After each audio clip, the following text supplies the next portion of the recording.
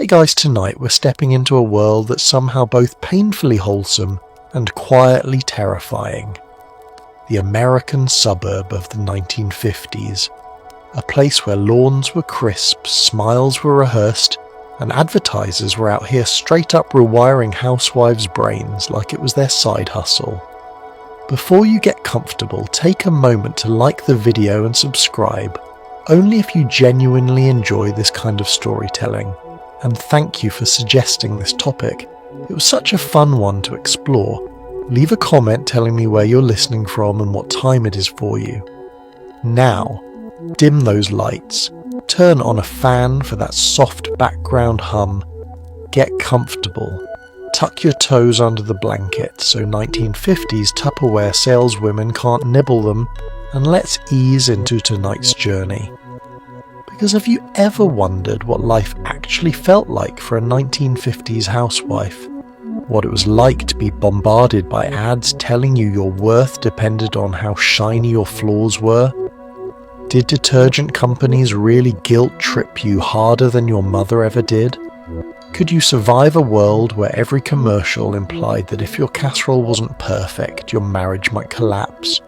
Would you thrive, or would you accidentally take out a second mortgage to buy a vacuum with atomic age suction? And now, congratulations. You've just woken up in 1954. You're wearing a dress with enough starch to slice bread. Someone left a Jell-O mold on the counter that's wobbling ominously, and Madison Avenue is about to brainwash you into buying 16 things you absolutely do not need. Good luck.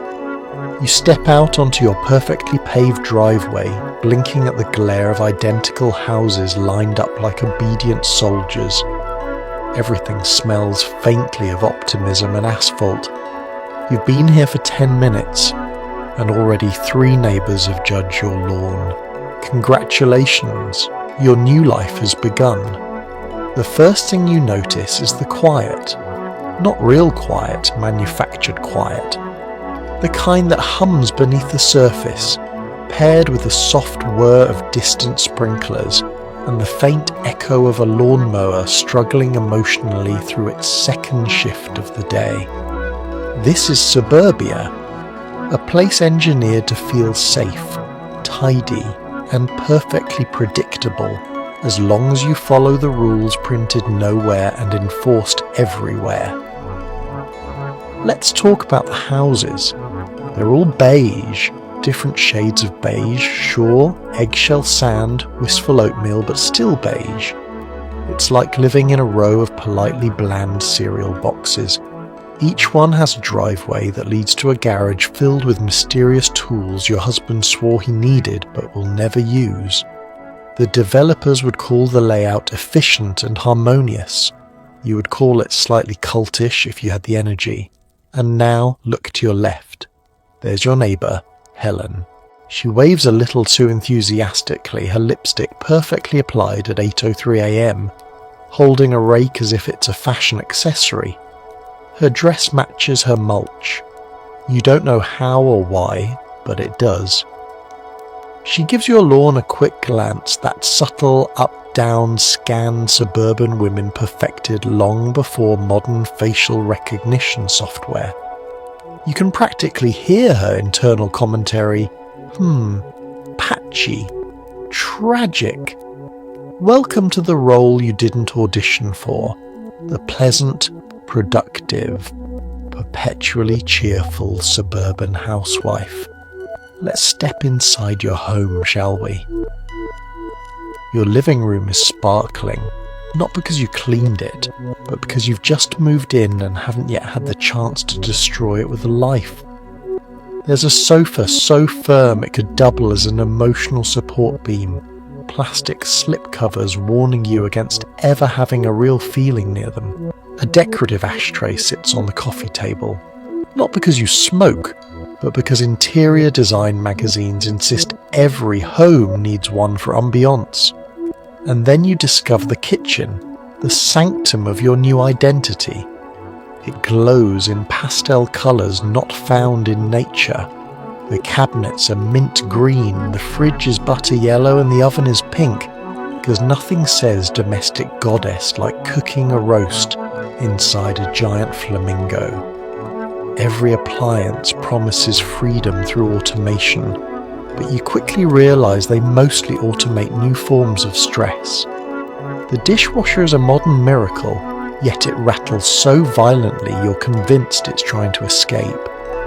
This is the 1950s, where marketing executives are the real puppet masters. While men are trained to mow lawns in a perfectly straight line, you're trained to radiate serenity while performing 87 domestic tasks before lunch. Even your wardrobe works for them. That shirtwaist dress? It wasn't designed for comfort. It was designed to make ironing look glamorous. And yes, you're expected to iron everything. Shirts, napkins, pillowcases, your husband's emotional wrinkles, iron it all. Let's head back outside for a moment. See those children zooming by on identical bicycles? They're living the dream. Sugared cereal, Saturday cartoons and zero responsibilities. Meanwhile, you're expected to maintain the illusion that everything in your home, not just the house, but the feelings inside it, is pristine and untouched by chaos. And then there's the unspoken social hierarchy. The women here don't introduce themselves with hobbies or interests. They introduce themselves with household accomplishments. I finally found a detergent that gets everything out. I hosted the bridge club last week, used 3 whole cans of Spam. My husband says no one polishes a floor like I do. You smile politely while internally wondering how humanity survived long enough to invent the microwave. You didn't ask for these expectations, but they cling to you like hairspray, invisible, rigid, and mildly flammable. Suburbia hands you a script before you've even unpacked. Be pleasant, be grateful, be flawless, and if anything goes wrong, simply smile wider.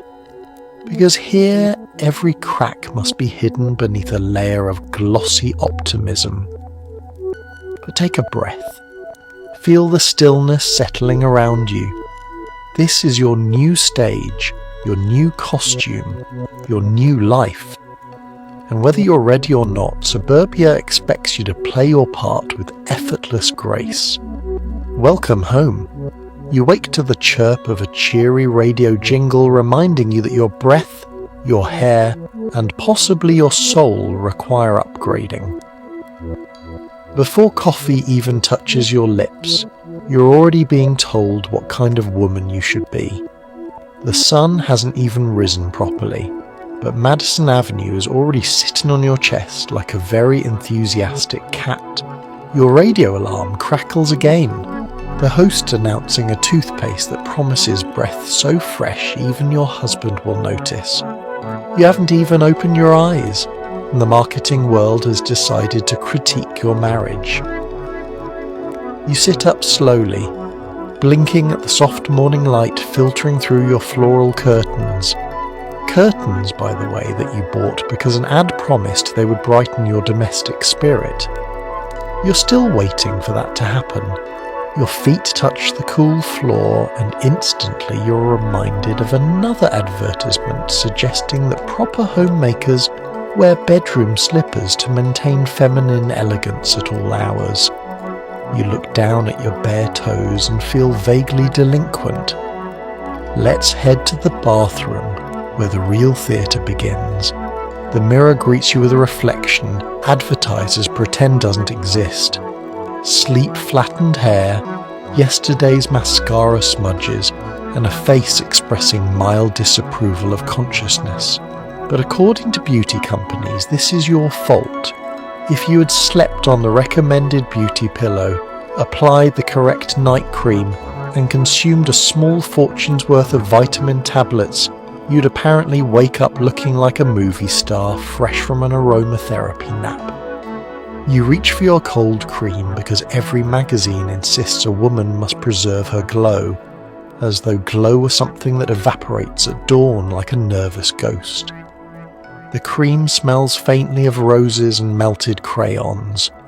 You rub it into your cheeks while the radio announcer shares a story about a wife who regained her confidence, shockingly, after switching deodorants. Now it's time for your hair, which, if 1950s commercials are to be believed, should ripple like glossy waves flowing down a mountain of self-esteem. Yours currently resembles a confused haystack. You brush it anyway, because ads insist that brushing precisely 100 strokes per morning will unlock inner radiance, whatever that means. You suspect the only thing being unlocked is your shoulder tension. Let's talk about makeup. In theory, it's a creative expression. In practice, the marketing world treats it like a mandatory emotional CPR kit. Mascara promises charm. Powder promises grace. Lipstick promises a bright, uplifting attitude even if you feel about as uplifted as a damp sponge. You apply it all because this is what the script says. Beauty first, feelings later. Finally, coffee. You shuffle to the kitchen where the percolator hisses like a tired dragon. But even here, peace eludes you. A can on the counter shows a woman serving coffee with a smile so wide it looks painful. The slogan insists good wives start their mornings by brewing happiness for their families. You're starting your morning by trying not to drop a mug. As you sip that first glorious mouthful, a magazine on the counter catches your eye. Its cover features a perfectly coiffed woman with the headline, "How to Make Mornings Magical." The article inside suggests tasks such as fluffing pillows, playing soft music, and preparing your husband's tie like a gift. Meanwhile, you're struggling to fluff your own sanity. But here's the thing. This routine wasn't built by you. It was built for you. Assembled piece by piece by advertisers who decided that women needed constant improvement. As if being human wasn't already challenging enough. They sold insecurities in bottles, reassurance in hairsprays, and purpose in perfume ads. So you sit there with your warm cup between your hands, your hair semi-cooperative, your face officially presentable, and you realize something quietly empowering. Despite everything, despite the jingles, the slogans, the smiling cardboard women, your morning unfolded because you willed it to. Not the advertisers, not the magazines. You. And even if the world insists your breath, hair and soul need upgrades, you've made it through another morning without combusting, which in suburbia is basically a personal victory. You shuffle into a kitchen so pastel it looks like a cupcake had a baby with a dream sequence. Every appliance promises liberation but requires constant polishing. Advertisers call it modern convenience. You call it a full-time job wearing an apron. The moment you cross the threshold, the kitchen lights up like it was waiting for you. Every surface gleams with the kind of suspicious enthusiasm usually found in motivational speakers. Your fridge hums gently, the oven preens in its glossy pink finish, and the toaster sits smugly on the counter like a small metal judge evaluating your choices. This is the room where modern technology was meant to free you, and yet somehow has enslaved you with knobs. Let's start with that refrigerator. It's a towering butter-yellow beast that cost roughly the same as a used car. Advertisements said it would revolutionize your life. Store food for days, they promised. What they didn't mention is that storing food for days still requires planning meals for days and organizing meals for days, and explaining meals for days when your husband casually asks why there's nothing fun inside the giant humming monument to your domestic labour. You open the door, and the cold air spills out like a judgmental sigh. Shelves are lined with leftovers in bowls covered by wax paper. because Tupperware hasn't yet infiltrated every molecule of the American home. Milk sits in a glass bottle that mocks you by threatening to spill every time you touch it. The fridge door slams shut with the force of someone holding a grudge. Now let's talk about the oven. The pink oven, the pride of 1950s advertising. According to commercials, this machine should make you feel like a glamorous scientist conducting delicious experiments. In reality, it heats unevenly, hisses at you when you bake anything ambitious, and has a timer that sounds like a nuclear evacuation siren. You turn the dial to moderate, a temperature setting that no one can agree on, and pray your casserole doesn't emerge looking like a small crime. And the stove? 4 burners. 4 angry, inconsistent burners. One is too hot, one is too cold, one flickers like a dying firefly, and one only works when you whisper loving encouragement.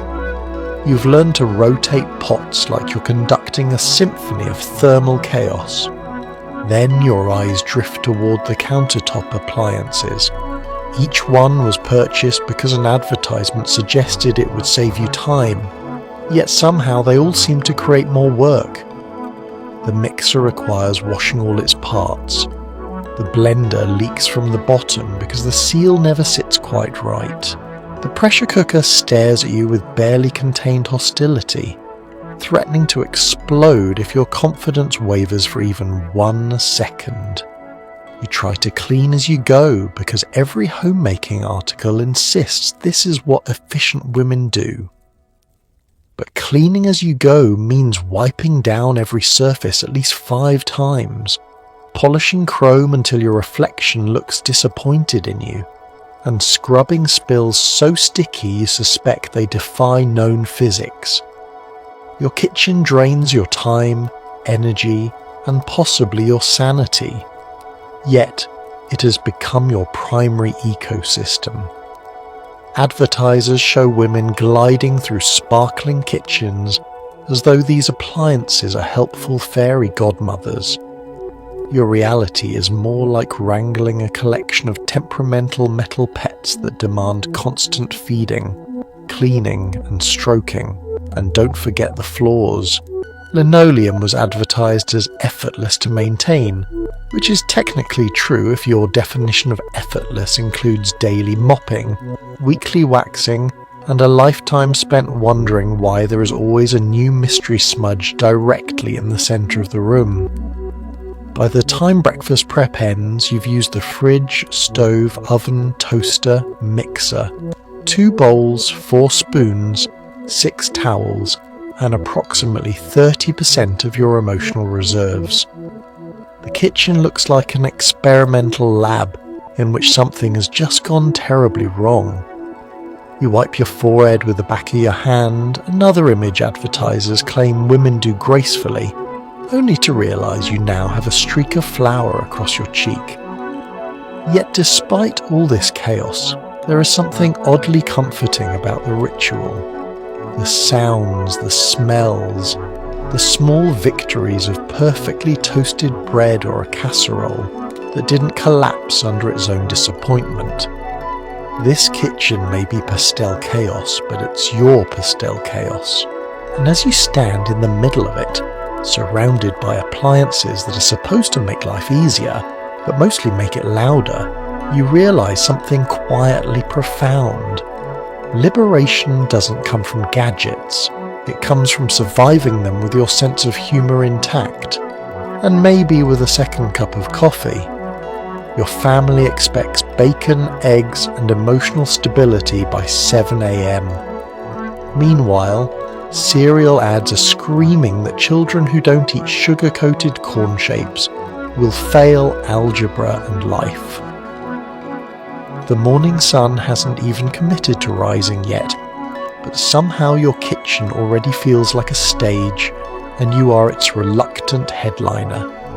You stand at the stove in your robe, spatula in hand, while the radio blares its daily reminders that breakfast is the most important meal of the day. mostly because advertisers are deeply invested in selling you wheat in increasingly whimsical shapes. Let's start with the eggs. According to the homemaker magazines, they should be fluffy, lightly salted, and served with a smile that conveys both maternal love and a disturbingly high tolerance for early morning chaos. Your reality? They stick to the pan like they've sworn a loyalty oath. You coax them off with the patience of a saint and the energy of someone who slept approximately 9 minutes last night. Now the bacon. Ads insist it should sizzle cheerfully, filling your home with the aroma of domestic bliss. Instead, it spits grease like it's reenacting the Battle of Gettysburg. You dodge each popping explosion, wondering if this counts as cardio. Meanwhile, your children shuffle into the kitchen like tiny contestants in a serial-sponsored reality show. They immediately fix their eyes on the brightly coloured cereal boxes lined up on the counter. Boxes that feature cartoon animals with suspiciously muscular arms. Every commercial they've seen claims these cereals will make them smarter, faster, stronger, and possibly capable of lifting the family car. You pour the cereal anyway because you're a realist. If the kids want to eat neon-coloured sugar pillows at 7 a.m, fine. Let them enjoy their chemically engineered happiness. You pour the milk, watching it soak into the cereal like a small suburban miracle, and set the bowls in front of them. They dig in with the enthusiasm of miners who've struck gold. Across the room, your husband sits at the table reading the newspaper, which is mostly a list of things he'll have opinions about later. He grunts softly, occasionally reaching for his coffee. Coffee you brewed before sunrise because an ad in Ladies' Home Journal taught you that a good wife ensures her husband's caffeine levels are perfectly calibrated before he leaves for work. You finally sit down, exhausted by the simple act of being awake, and stare at your own breakfast, a slice of toast that could politely be described as functional. You take a bite and instantly regret not adding butter, jam, or literally any joy. Across the table, the cereal boxes leer smugly in your direction. Their slogans promise vitamins, energy, and academic success. You know better. You've watched your kids bounce off the walls like caffeinated squirrels after eating a single bowl. But advertisers insist sugar equals vigour, and vigour equals potential, and potential equals good parenting. And you're too tired to negotiate with capitalism this early in the morning. Let's not forget the mess. Breakfast generates crumbs, spills, sticky fingerprints, and a layer of chaos so fine it should be measured in microns. The floor is already dotted with cereal casualties, tiny fallen soldiers in the war against efficiency. The sink is filling with pans, plates and cups, all demanding immediate attention, because breakfast dishes apparently multiply when no one's looking. Then there's the pressure. Not the pressure cooker, that comes later. The social pressure. The unspoken belief that a good mother provides nourishing, beautifully arranged meals while simultaneously maintaining inner peace. Never mind that you're juggling hunger, expectations, and a pan that's still radiating emotional hostility. Still, something soft happens in the middle of all the absurdity. The kids laugh at a cartoon printed on the cereal box. Your husband mutters something appreciative about the coffee. A breeze drifts through the window, carrying the scent of morning air mixed with bacon. The clatter of spoons, the hum of the radio, the faint warmth pooling through the house. It all settles into a rhythm. For a brief moment, breakfast isn't a performance. It's just life, messy, noisy, imperfect, and somehow sweet. And as you scrape eggs off the pan and wipe milk from the counter, you realise You survived another 1950s breakfast, sugar-coated corn shapes and all. You hold a vacuum the size of a small tank and wonder why every commercial suggested you'd smile while using it. The truth? It sounds like an airplane engine and weighs roughly as much as your regrets. The moment you plug it in, the motor roars to life with all the subtlety of a jet preparing for takeoff. The walls vibrate. Your hair vibrates. You're fairly certain you can feel your internal organs vibrating. Every advertisement you've seen shows a serene woman gliding across her living room, vacuuming in heels while wearing a fresh swipe of red lipstick. In your experience, the only thing gliding is the vacuum itself as it tries to yank your shoulder out of its socket. Let's talk about dust. According to marketers, dust is not merely dust. It is a personal failure, a moral blemish, a threat to the structural integrity of your household reputation.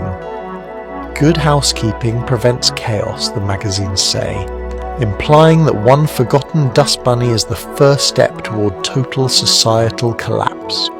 You glance into the corner where 3 dust bunnies appear to be holding a small town hall meeting. They stare back with defiance. You sigh. You drag the vacuum forward, and it grudgingly obeys, moving an inch at a time like a stubborn mule.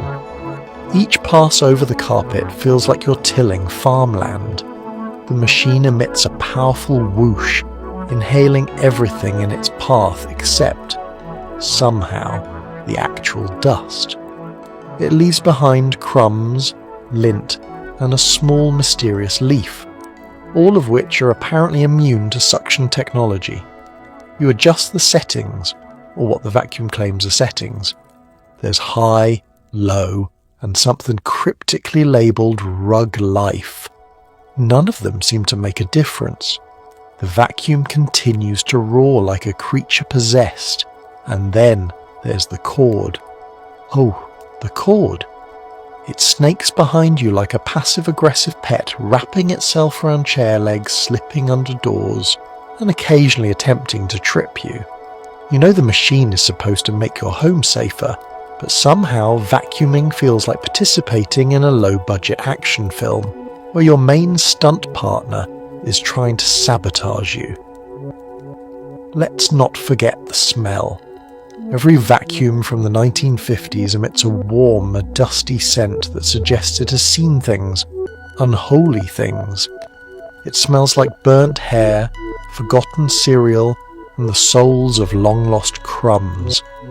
Still, advertisers call this that fresh, clean feeling, which implies the people writing these ads have never been inside a real home. Despite your struggle, you press on.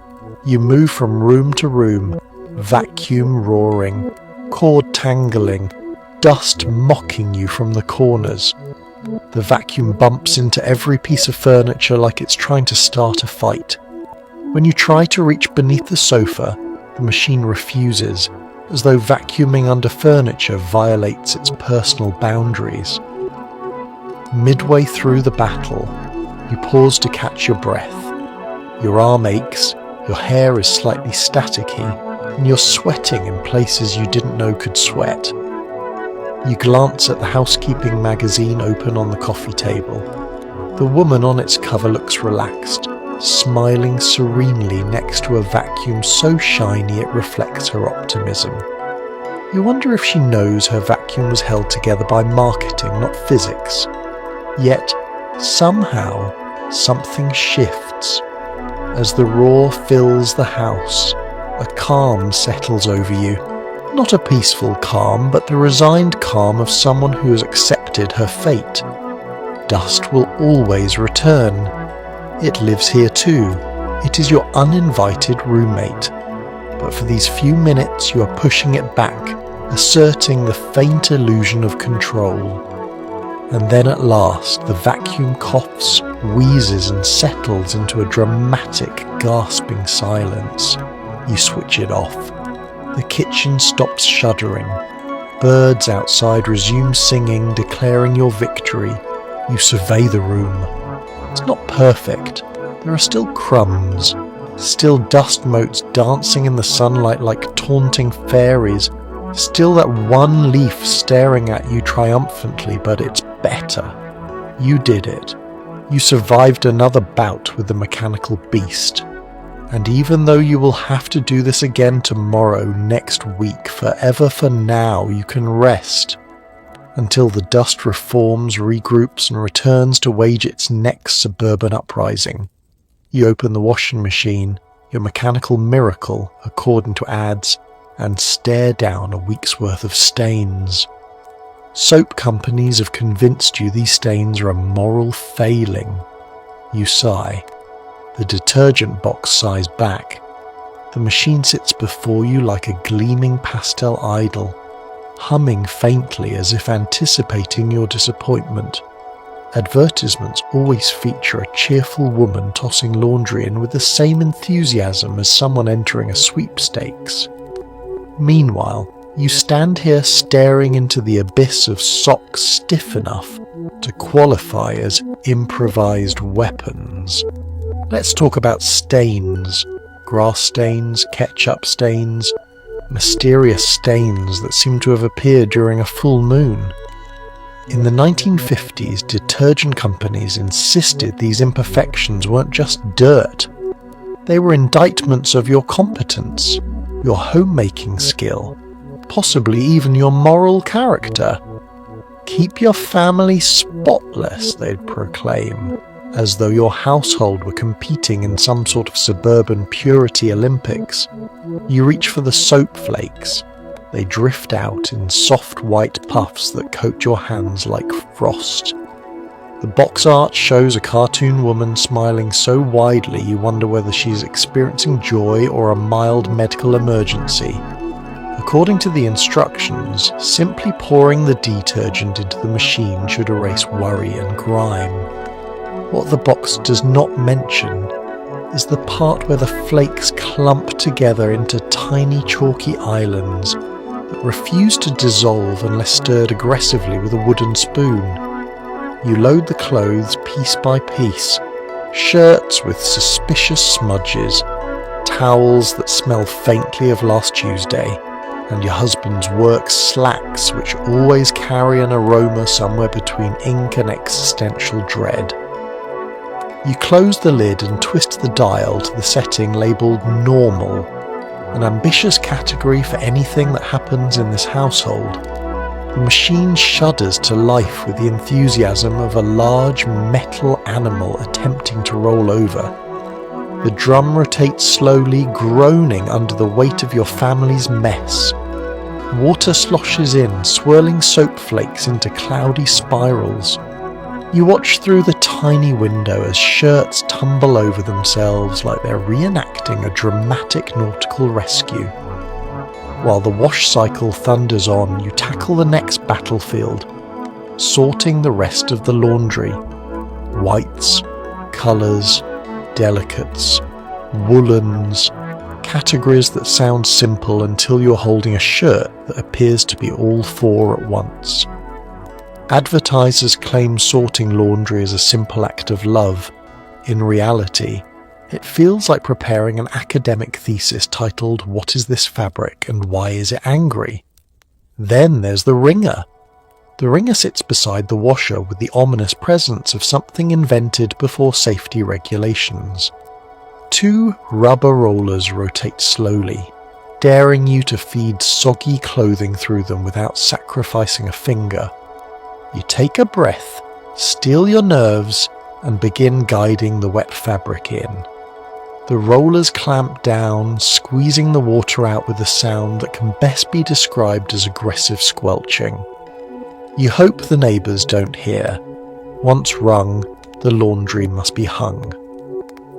Outside, a clothesline waits patiently, fluttering in the breeze like a white flag of domestic surrender. You carry the heavy basket out, inhaling the crisp air mixed with faint detergent fumes. One by one, you pin each garment to the line, watching them flap like defeated soldiers in the war against dirt. Somewhere in the distance, A bird chirps as if to mock you. Of course, the weather is part of the performance too. A sudden gust overturns a towel. A curious neighbour wanders over and casually glances at your drying laundry, silently cataloguing your family's undergarments. A cloud drifts overhead, dark and menacing, threatening to undo an hour's worth of labour. Advertisers never mention the cloud or the neighbour. Back inside, the washing machine completes its cycle with a triumphant rattle, as though it expects applause. You open the lid, greeted by the warm smell of clean cotton and faint chemical optimism. The stains. Some are gone, others merely migrated, a few have evolved, but you did it. You completed another round in laundry's endless loop, a cycle as ancient as time, or at least as ancient as marketing that insists you should be enjoying this. You fold the clothes with gentle resignation, knowing the basket will refill itself by nightfall. Because in suburbia, laundry is not a chore, it's a lifestyle.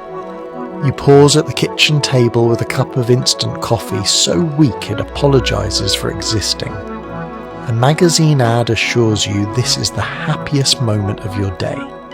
You stare into the middle distance, unconvinced. The steam rises in a thin, uncertain wisp, curling upward like it's trying to escape before you taste it. The coffee tastes vaguely of roasted disappointment, but it's warm, and warmth is sometimes enough. You cradle the mug between your hands the way the women in advertisements do, except they're smiling dreamily, while you're wondering if anyone has ever successfully napped while standing. The kitchen is quiet now, a rare moment when the appliances aren't screaming, the children aren't arguing, and the vacuum isn't plotting revenge. You take a breath, letting the stillness settle over you like a thin blanket that's slightly too short. This is your coffee break, a phrase created by advertisers to trick women into thinking 7 minutes of sitting counts as luxury. On the table lies the magazine responsible for this moment's false promise. Its cover displays a woman laughing while holding a steaming cup, her hair styled as if she never leans against anything soft. The headline reads, "Relax, enjoy a moment just for you." Inside, the article insists that instant coffee is a modern woman's best friend, which says a lot about the modern woman's social life. As you flip through the magazine, the pages whisper with the self-assuredness of people who have never lived in an actual house. One advertisement promises that a cheerful household starts with a cheerful mother. You take another sip of your apologetic coffee and wonder if anyone in the 1950s has ever been cheerful before 10 a.m. Your eyes drift toward the window. Outside, the neighbourhood hums with early suburban activity. A neighbour is already mowing his lawn, which feels aggressive. Another woman across the street is hanging laundry with the brisk determination of someone who pretends to enjoy it. A milk truck putters by, its driver waving in a way that suggests he has had significantly better coffee than yours. You lean back in your chair, feeling the kitchen chair's wooden slats press into your spine. Advertisements claim this break is an opportunity for reflection, and you suppose they're right. You are reflecting. Reflecting on the dishes in the sink, the laundry still damp on the line, the casserole you'll need to assemble later, and the fact that your coffee's flavour profile could best be described as warm water with ambition. Still, in a strange way, the moment is peaceful. The radio murmurs softly from the counter, playing a melody that would be soothing if it didn't fade into an ad about hair tonic every 4 minutes. The sunlight shimmers across the linoleum floor, making the wax look far shinier than it deserves. The quiet feels earned. You take another sip and consider the promise of caffeine. It's not strong enough to energize you, but it does offer a faint nudge, a gentle reminder that you are in fact awake and that your existence hasn't fully evaporated. Then comes the familiar internal negotiation. How long can you sit before the ticking clock of domestic responsibility catches up? Could you stretch this break to 10 minutes? Perhaps 11 if you pretend not to hear the washing machine's low moan of existential suffering. Advertisers insist this break is restorative, but your restoration seems to require leaving the house entirely, possibly for several months. You look down at your coffee again. The surface trembles slightly as if unsure whether it can fulfill the promise of a new day. You admire its honesty, and yet despite its mediocrity, this tiny ritual is yours. Not the stoves, not the sinks, not the vacuums, not the cereal companies as yours. A pocket of stillness inside a life overflowing with demands and jingles and expectations. You take the final sip, lukewarm and slightly chalky, and set the cup down gently. The moment is over. The world resumes spinning. The laundry groans, the clock ticks louder, the house waits to be managed. But for these few soft minutes, you existed just for yourself. And in 1950s suburbia, that's practically rebellion. A knock at the door. It's a man in a tidy suit selling brushes, encyclopedias, and maybe existential dread. He speaks with the confidence of someone trained to bypass your dignity and your budget. You freeze mid-step, instantly regretting every choice that led to being home at this hour, which is all of them. In the 1950s, door-to-door salesmen are as common as dandelions and twice as persistent. They appear the moment you exhale, armed with brochures and the uncanny ability to sense when you're vulnerable or mildly bored.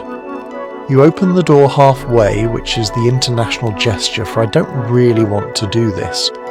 The salesman beams at you with teeth so polished they could flag ships at sea. His hat is tipped jauntily. His briefcase is stuffed with dreams that belong to other people.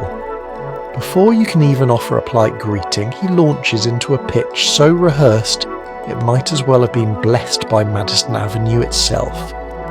"Ma'am, have you ever considered how much better your life would be with a new set of premium-grade household brushes?" he asks, producing a brush from his case with the dramatic flourish of a stage magician, revealing an unsuspecting dove. You blink. Brushes. You own plenty of brushes. Brushes for dust. Brushes for hair. Brushes you found in drawers and can't remember purchasing. But he continues before you can respond, launching into a demonstration on your porch railing. The brush works beautifully, mostly because he is scrubbing as though his entire career depends on it.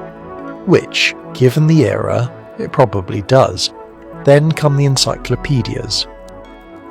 He pulls a large leather-bound volume from the case with a reverence usually reserved for religious texts. "Imagine how cultured your children will be," he says. Flipping to a page about the solar system. "Imagine how educated. Imagine how successful." He says the word successful with such gravitas you half expect the book to glow.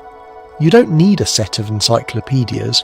Your children barely listen when you tell them to put on shoes. But the salesman has a gift. He can make you believe these books will transform your household into a beacon of sophistication and learning. You can practically see the imagined future, your children quoting facts about ancient civilizations while sitting quietly with perfect posture. A fantasy, but a tempting one. He then pivots, smooth as butter, into the portion of his sales pitch designed to target your insecurities.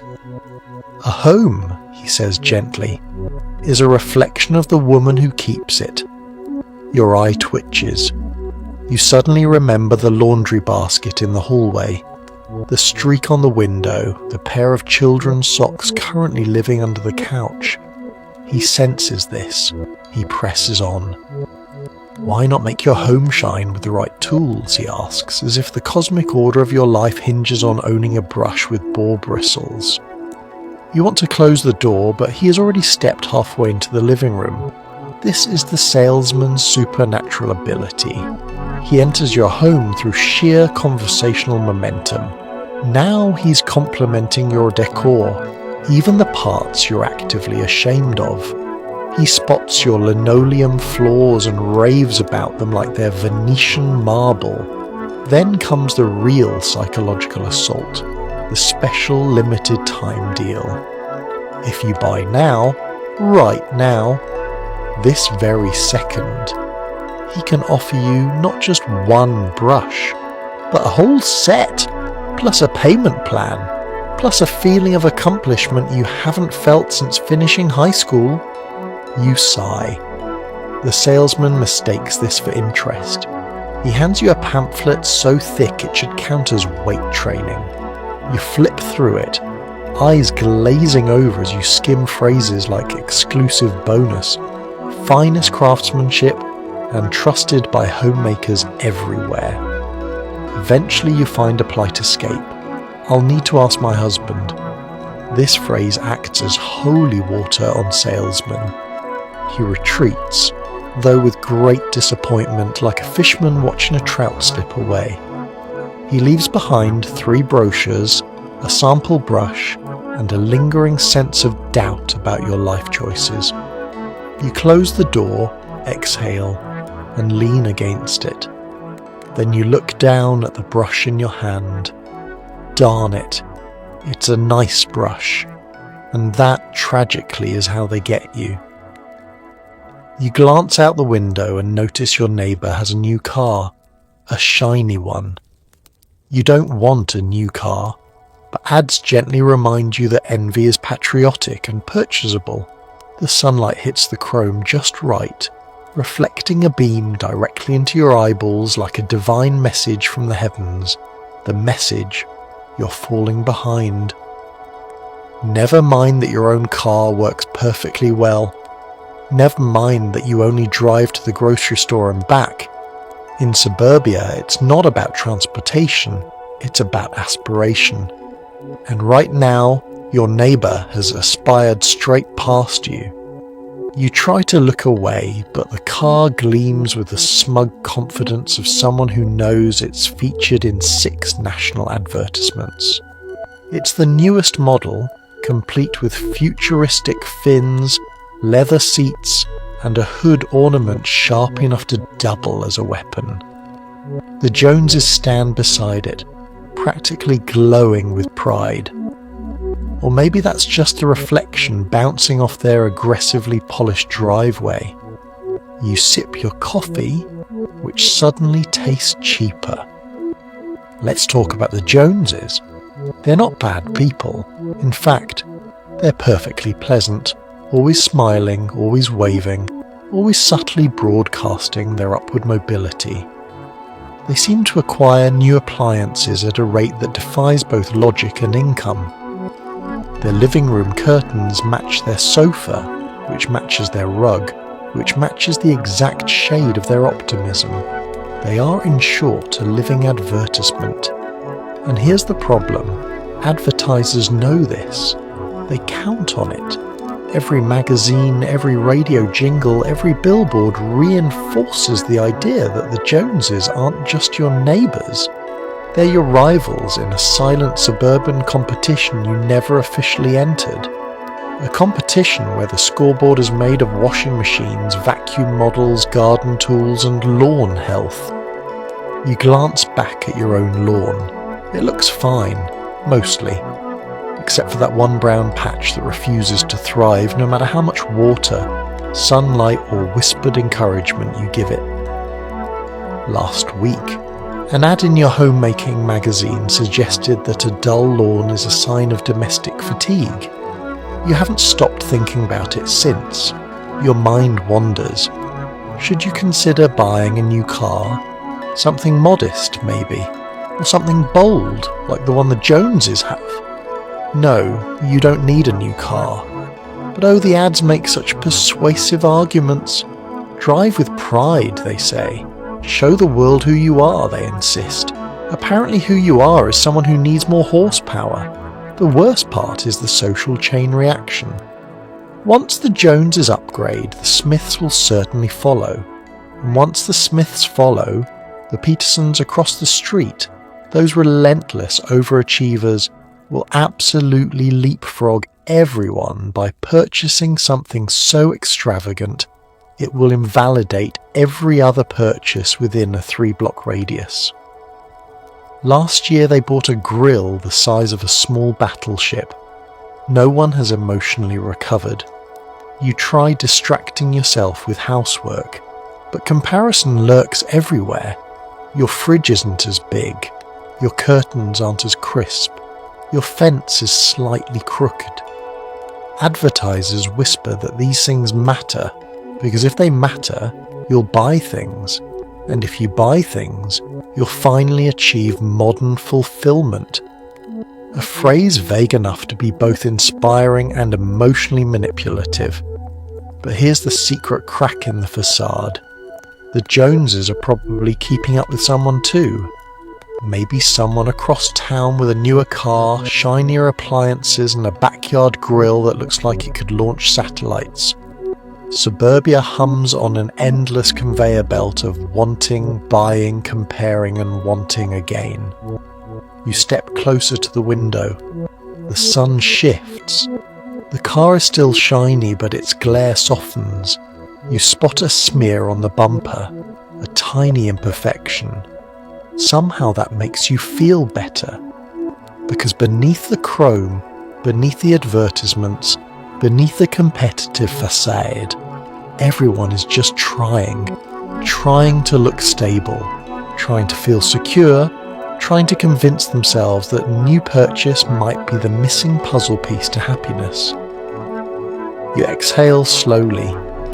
Your own car may not be flashy, but it gets you where you need to go. Your lawn may be imperfect, but it grows. Your home may not compete with magazine covers, but it's lived in, and that's the point. You pull the curtains closed gently. Let the Joneses keep their shiny car. You'll keep your sanity. Supermarket aisles gleam like capitalist temples. Each label screams, pleads and sings jingles directly into your bloodstream. You came for bread. You leave with 14 items you didn't know existed. The sliding doors part like you're entering a neon-lit shrine dedicated to processed foods and unchecked consumer optimism. A blast of cold air hits you, carrying the scent of waxed linoleum and oranges that were picked 3 continents ago. You grip your shopping cart, a rickety metal chariot with at least one wheel that refuses to point forward, and begin your descent into the depth of capitalism. The cereal aisle is first, always first. It's arranged like a carnival, loud and colourful, with mascots smiling in ways no human ever has. Cereal companies insist that every box contains fun, which is suburban code for sugar and regret. Your children beg for the brand featuring a cartoon tiger who promises energy you can taste. You're not entirely sure what that means, but the tiger looks persuasive. You toss a box into the cart, knowing full well it will be gone in 2 days. You remind yourself you came for bread. Just bread. A simple, straightforward carbohydrate. So naturally you find yourself wandering into the canned goods aisle instead. An army of soup cans stares at you with labels promising warmth, vitality and home-style comfort, even though you both know the contents taste like nostalgia watered down for mass consumption. You add 2 to your cart because they're on sale, and because the Campbell's jingle is still living rent-free in your brain.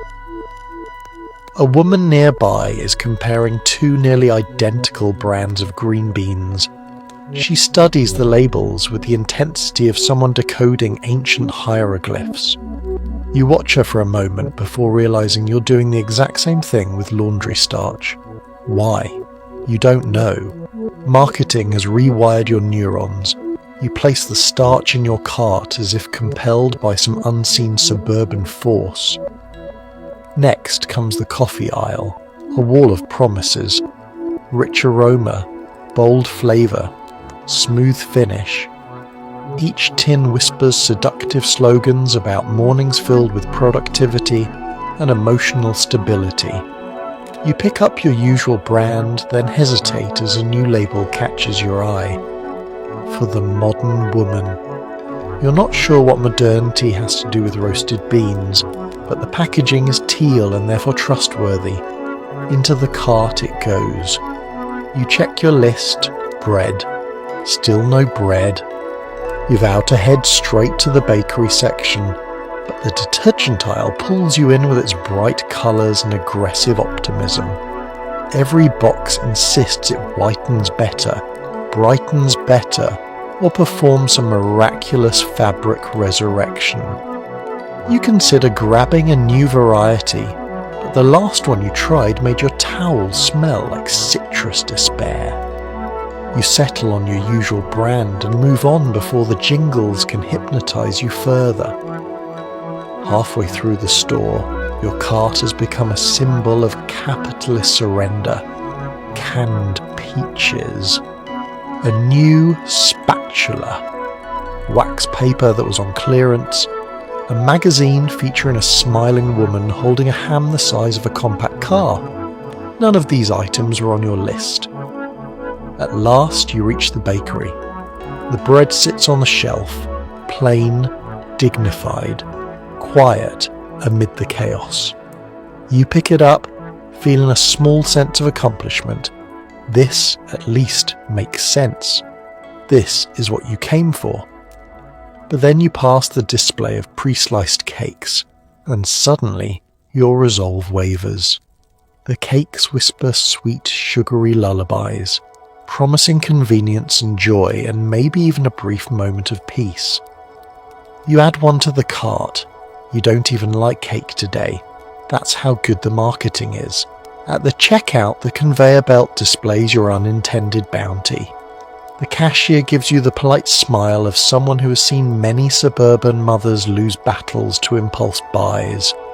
You pay, wincing as you watch your wallet deflate. Back home, you unload your groceries and stare at the mountain of items that now belong to you. The bread sits innocently among them, the lone item that makes sense. Everything else is a reminder that supermarket aisles are not just aisles, they are battlefields of persuasion. You came for bread. You leave with a cart full of jingles, bright packaging, existential purchases, and the vague sense that capitalism has once again outsmarted you. But at least you have cake. You find yourself flipping through a magazine telling you that your hair could look like a movie star's with just one miracle shampoo. In reality, that shampoo smells like medical supplies and disappointment. The magazine spread is glossy, loud, and deeply unrealistic. Like someone tried to distill hope and hairspray into a 2-page advertisement. A glamorous woman with perfect waves stares back at you, her hair cascading in impossible patterns that defy gravity, humidity, and the laws of nature. According to the caption, she woke up like this. You suspect she woke up in a makeup chair surrounded by 8 stylists and a wind machine. You glance at your own reflection in the window. Your hair is doing something, though you aren't sure what exactly. It's part wave, part frizz, part expression of your inner turmoil. No shampoo, miracle or otherwise, is fixing the situation, but the magazine persists. Page after page it outlines what a modern woman should look like. Polished, poised, poreless. as if human skin is an inconvenience that advertisers hope will eventually go out of fashion. Every product promises transformation. Creams that erase years, lotions that promise luminosity, serums that claim to revitalize your youthful essence, which sounds less like skincare and more like necromancy. You run a fingertip over your cheek, feeling every pore the magazine insists should be invisible. According to this issue, women in the 1950s are expected to glow at all times. Not metaphorically, literally glow. Radiance is the word of the decade. If you're not radiant, sparkly and glistening like a freshly polished ornament, are you even trying? Next comes the makeup section. There are diagrams of perfectly shaped eyebrows, lips outlined in hues that require courage and a steady hand, and blush applied with the precision of military strategy. The instructions imply that achieving this look will take 5 minutes. You know it actually requires 15 minutes, nerves of steel, and the ability to hold your breath while drawing eyeliner. The worst part? The tone of the magazine is always slightly scolding. Everything is framed as a gentle suggestion, but it reads like a warning. Don't forget your cold cream. Neglect leads to dullness. Use setting powder daily. A shiny T-zone signals laziness. Remember, your husband notices everything.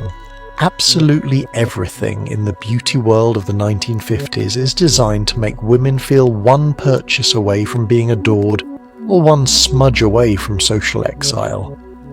You close the magazine for a moment and look around your kitchen, where dishes are soaking and laundry waits in a pile that seems to grow by mitosis. You wonder how advertisers expect you to achieve picture-perfect glamour when your day involves wrestling with vacuum hoses and negotiating peace treaties between your children. Still, the pressure lingers like the smell of that miracle shampoo. You gather your cosmetics bag and begin the ritual. Powder that poofs into the air like flour, lipstick with a shade name like Cherry Charm, as though fruit is involved, astringent toner that burns slightly, reminding you beauty requires sacrifice and possibly a minor chemical peel. You take your time, smoothing your hair into something that resembles a style rather than a personality crisis. The magazine told you this routine should feel empowering. Instead, it feels like assembling a disguise. But halfway through, something shifts. As your hair settles, as your lipstick sharpens your features, as your reflection begins to resemble someone who got more than 4 hours of sleep, you soften. Not into the woman the ads depict, but into yourself. Someone navigating an era where appearance is treated like currency, and perfection is supposedly reachable if you just buy the right lotion. You exhale slowly. Because here's the truth the beauty pages never print. Real glamour isn't found in jars or tubes or the lingering scent of medicinal shampoo. It's found in the quiet resilience of a woman who does all of this, sometimes for herself, sometimes because society tells her to, and often because she needs a moment of stillness in a noisy world. You close the magazine gently. You'll never look like the movie star, but you don't need to. You just need to be a human being with hair that behaves 60% of the time, which, in 1950s suburbia, is practically a miracle. The TV hums warmly, broadcasting ads that teach your children loyalty not to you, but to corn syrup and cowboy toys. You pretend this is fine. You sit on the edge of the sofa, staring at the glowing screen, a bulky wood-panelled monument to the future. According to every homemaker magazine, owning a television makes your family modern. What they don't mention is that it also makes your children stare at moving pictures like tiny mesmerized moths discovering a porch light. The TV flickers. washing the room in shades of grayscale that somehow feel more dramatic than real life. Your children plop themselves on the floor, limbs akimbo, eyes wide, jaws slack. They're transfixed before the program even begins. This is their happy place, their fortress, their portal into worlds of cowboys, rocket ships, cartoon animals, and breakfast cereals that brag about containing 9 whole vitamins. A cowboy appears first, galloping across the screen with the authority of a man who has single-handedly solved every problem in the American West. He tips his hat, fires his pistol at exactly nobody, and rides off into a sunset painted by someone who never left the studio. Your children gasp. You sip your coffee. You understand why advertisers call television America's window to wonder, though you suspect it's more America's window to targeted consumer manipulation. Then the commercials begin. First up, cereal. A jingle bursts through the speakers so aggressively cheerful, it feels like a dental cavity waiting to happen. Animated characters bounce across the screen, promising energy for school, strength for playtime, and the ability to concentrate, things your children haven't demonstrated since the Eisenhower administration. The ad ends with a close-up of sugar-coated oats falling into a bowl as if descending from heaven. Next is a commercial for a toy revolver that fires safe, harmless caps. The narrator assures parents it fosters imagination and discipline. Meanwhile, on the screen, 2 boys chase each other around a meticulously staged backyard, their hair perfectly combed, their shoes inexplicably clean. Your children imitate the sound effects immediately, though theirs sound more like a goose having a panic attack. You lean back, letting the hum of the television settle into your bones. It's warm, rhythmic, hypnotic. You understand now why they call it a babysitter. It holds the children's attention with an efficiency you could only dream of. They sit still, for longer than 3 minutes. They aren't fighting, they aren't screaming, they aren't asking questions about why birds can fly, or why vegetables taste sad, or why the vacuum hates them. They're simply watching. You exhale. This, you decide, is peace. But peace in the 1950s always comes with a side of guilt. Advertisers insist a good mother should engage, nurture, stimulate imagination, and oversee every moment of her children's development. These same advertisers who also insist you should buy more products to keep your home spotless, your figure trim, your meals exquisite, your hair perfect, and your mood uplifting at all times. You can't do all of it. No one can. But television is here to help, or at least to distract your children long enough for you to finish a load of laundry. A new ad bursts onto the screen, a sugary beverage that promises cool refreshment and instant popularity. The children's eyes widen. You suspect they are calculating how many chores they need to complete in order to petition for this neon-coloured potion. Another program begins, a cartoon featuring a mouse who outsmarts a cat with the ease of someone immune to consequences. Your children laugh and clap. You smile despite yourself. You remember being their age, sitting cross-legged in front of a radio, imagining the worlds the voices described. Television makes it easier. Too easy. Maybe. But easier nonetheless. You gather the breakfast plates while the TV chatters behind you. For a moment you consider turning it off, forcing the children to entertain themselves, encouraging creativity, building character. Then the cartoon mouse drops an anvil on the cat's head and the children erupt in pure, unfiltered joy. You decide creativity can wait. Television may not be the wholesome, enriching tool advertisers claim, but it's a warm, glowing buffer between you and chaos. It buys you time, space, silence, sanity. So yes, you pretend this is fine. Because sometimes, in this pastel suburban battlefield, pretending is the closest thing you get to peace. Every cookbook screams about perfection.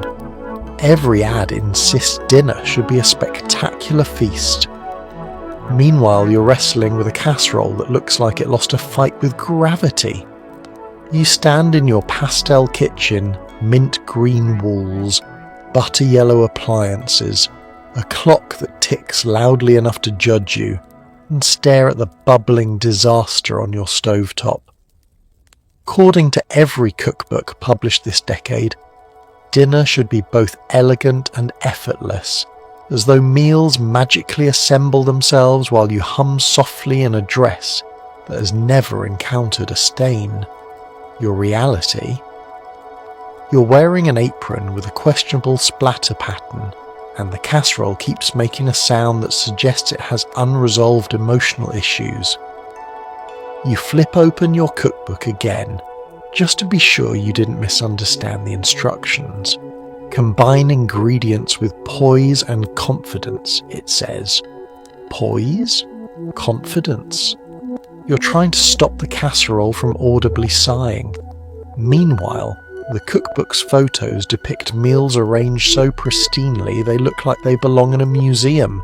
Meals created by stylists using tweezers and probably a small amount of industrial glue. Let's talk about advertisements. The radio hums with cheerful jingles praising convenience foods, canned soups, powdered sauces, pre-mixed marvels of modern science.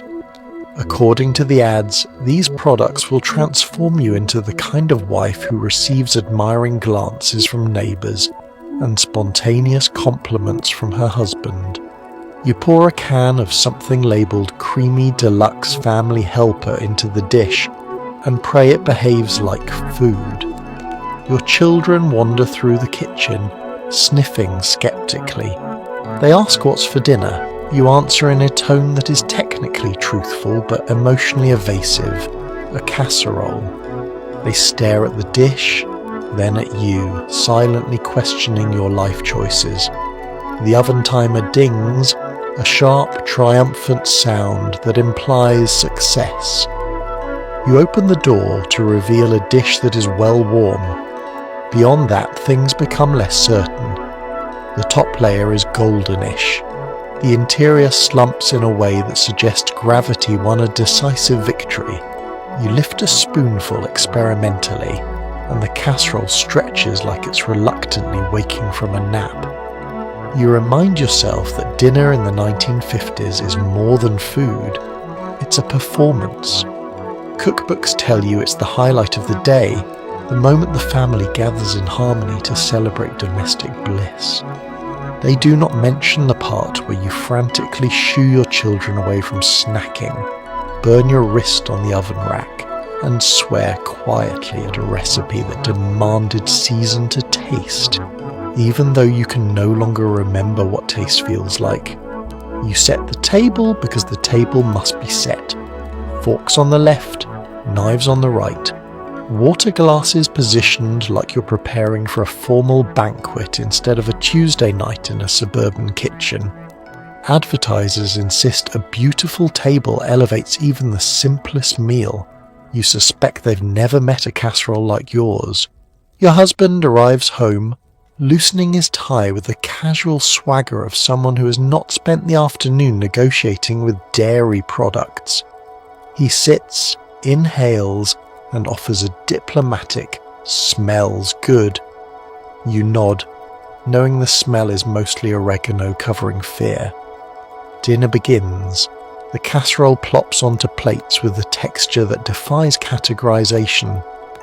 Your family pokes it gently, as if it might retaliate. You take a bite first. Always take the first bite, both to test safety and to demonstrate leadership. Surprisingly, it's not terrible. It's warm. It's edible. It contains nutrients, probably. Your family relaxes. Conversation emerges. Laughter bubbles up. And in that moment, you realize something quietly liberating. Dinner doesn't have to be perfect to matter. Because in the 1950s, cooking isn't about mimicking the magazine spreads or reaching casserole enlightenment. It's about showing up, stirring the pot, literally, and feeding the people you love. You clear the plates later, glancing at the cookbook's glossy photos one more time. Their perfection feels distant, unreal. Your casserole wasn't spectacular, it wasn't glamorous, but it was yours. And somehow, that's enough. Even if gravity will definitely win again tomorrow. Every advertisement you see insists that housework is easy, glamorous, even delightful. You look at your hands, raw from scrubbing, and wonder where these mythical women live. Certainly not in your neighbourhood. The women here are real, tired, practical, slightly frazzled around the eyes. They don't glide around their kitchens wearing pearls and pumps. They shuffle in slippers with questionable structural integrity. But in the glossy universe of ads, housewives apparently complete their chores with the grace of ballerinas and the enthusiasm of motivational speakers. You flip through another magazine, staring at a woman vacuuming with a smile so large it seems medically concerning. Her hair is perfectly styled, her dress is crisp, and she is vacuuming in heels. Heels. Meanwhile, you're wearing an apron you've washed so many times it now qualifies as a memory rather than a garment. You glance at the sink. The dishes glare back at you, stacked like monuments to your ongoing battle against entropy. According to advertisements, all you need is the right soap. One animated bottle even claims it melts away grease like magic. You've tried that soap. You scrubbed until your arm twitched. The grease did not melt. The only thing that melted was your patience. Let's talk about the idea of effortless. Every domestic product promises it. Effortless cleaning, effortless cooking, effortless ironing, as though effort itself has gone out of style. But the truth is that every task requires more elbow grease than any ad admits, and usually the elbow grease is yours. Ironing is the biggest betrayal. Ads show women pressing shirts lovingly, sending steam into the air like enchanted clouds. Your ironing board squeaks like a tortured violin, and every shirt fights back. One refuses to lie flat. Another insists on developing new wrinkles the moment you turn around. The iron spits angrily, as though annoyed you're still asking it to perform its one job. Laundry, too, is portrayed as some ethereal ritual. Women standing by washing machines smiling serenely. In your life, laundry is a multi-step exercise in humility. Lifting heavy baskets, sorting colours like you're solving a complex puzzle, fishing rogue socks out of the dryer, and the wringer. The wringer is a medieval device disguised as modern technology. If you feed it a towel the wrong way, it bites. And then there's cooking. Advertisements suggest dinner preparation is glamorous. Women tossing salad greens with a wink, sliding casseroles from the oven without breaking a sweat. You, meanwhile, have burned your thumb twice and dropped a spoon that instantly adhered to the floor like it took a vow. Of course, the pressure doesn't stop there. Beauty standards weave themselves into these domestic expectations. Housewives in ads manage to maintain full makeup while scrubbing grout. They smile as though delighted by the opportunity to clean an oven. Their eyeliner remains intact through every known catastrophe. Yours runs if someone sneezes too hard. You try to imagine these mythical women. Do they sweat? Do they age? Do they ever stare at a floor they just mopped only to watch a child walk across it with muddy shoes? Do they ever collapse into a chair at 3 p.m, wondering why time moves differently during chores? You suspect not. They exist only in magazines, on billboards, in commercials, creatures made of airbrushing and wishful thinking. They're as real as unicorns, except unicorns would probably help with the laundry. Yet beneath the frustration, something tender emerges. You realise the myth isn't here to inspire you, it's here to control you, to make you buy more products, to make you believe effortlessness is the standard and effort is a personal failing. But you know better. You live in the real world, a world of stubborn stains, noisy appliances, and moments of triumph that come not from perfection, but from perseverance. You look again at your hands, raw, tired, strong. These aren't the hands of a mythical woman. These are the hands of someone doing her best in a world that keeps raising the bar to sell more soap flakes. And honestly, that's far more admirable than anything printed in a magazine. You're on your knees applying wax that promises shine for up to 30 days. It lasts roughly 30 minutes before your children skid across it like bowling balls. The floor wax sits in its tin can like a smug little alchemist's potion, boasting miracles it has no intention of delivering. The label shows a woman smiling lovingly at her gleaming floor, as though she is gazing into the eyes of someone who just professed undying devotion. You know the truth. Floor wax will betray you the moment your back is turned. You open the can anyway. The scent hits you first. A strange mixture of lemons, chemicals, and the faint hope that maybe, this time, it will last longer than half an afternoon. You dip the rag in, spread the wax across the linoleum, and watch it transform from dull to glossy in an instant. For one fleeting moment you feel powerful. You're the master of this floor. You are the bringer of shine. Then you shift your weight, and your knee sticks ever so slightly to the wax tile. The ritual has begun. Waxing the floor is a full-body workout disguised as homemaking. First comes the scrubbing, which always feels like you're trying to erase the memories of every footprint, spill and crayon scribble. Then the buffing, circular motions so intense you could power a small generator with your arm alone. Magazines claim this ritual brings serenity. In reality, you've been muttering under your breath for 20 straight minutes.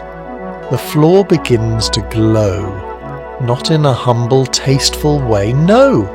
Your linoleum now shines with the blinding intensity of a celestial event. If someone were to walk in right now, they might shield their eyes and whisper, is that God? It is not, it is wax. But still, the effect is impressive. You step back to admire your work, hands on your hips, chest slightly puffed.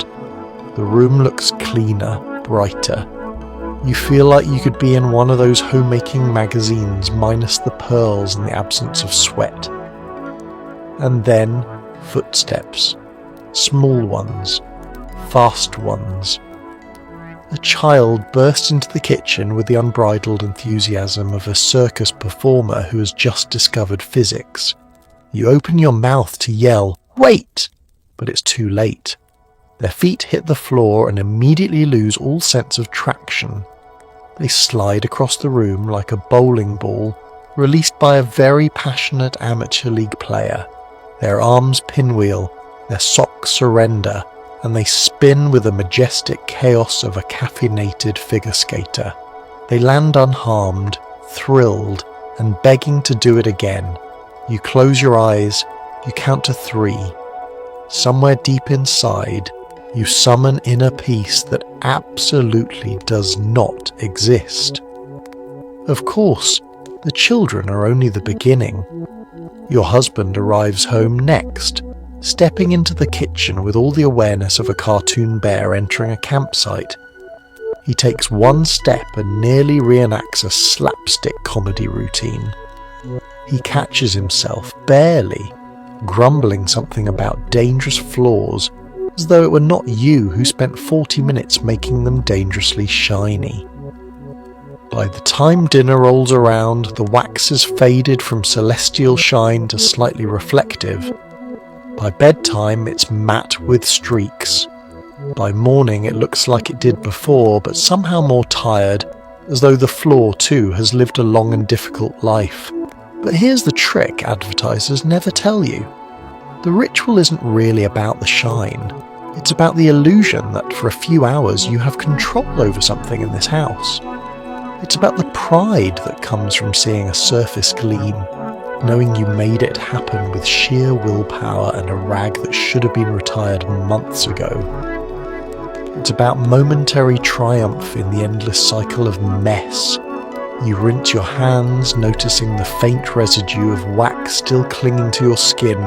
Tomorrow crumbs will appear, spills will happen, someone will drop something sticky and pretend they didn't. The shine will fade, it always does. But for now, you did it.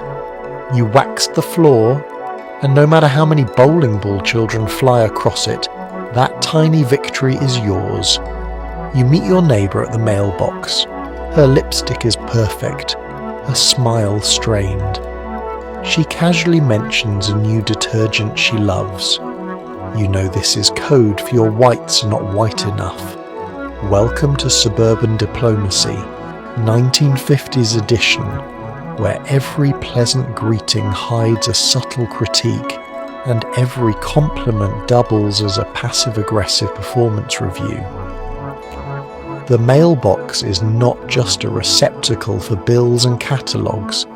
It is the neighbourhood's unofficial conference room, the beating heart of its intelligence network, the place where reputations rise and fall based on the brightness of your linens. You stand there holding your stack of mail, a Sears catalogue, a utility bill, a letter from your mother reminding you to take pride in homemaking, while your neighbour, Helen, leans casually on hers like a movie star posing for a laundry soap advertisement. Her outfit is immaculate. Her hair defies humidity, and her posture radiates the smug satisfaction of someone who definitely owns a mop with a built-in wringer. She leans slightly closer. "Have you tried the new Miracle White powder?" she asks, voice bright and chirpy.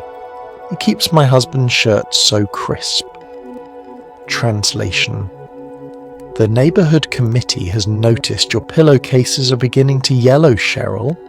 You nod politely because this is what women in suburbia do. You smile, pretending you weren't up late last night scrubbing a stain out of your child's only presentable sweater, while muttering to yourself like a character in a post-war drama.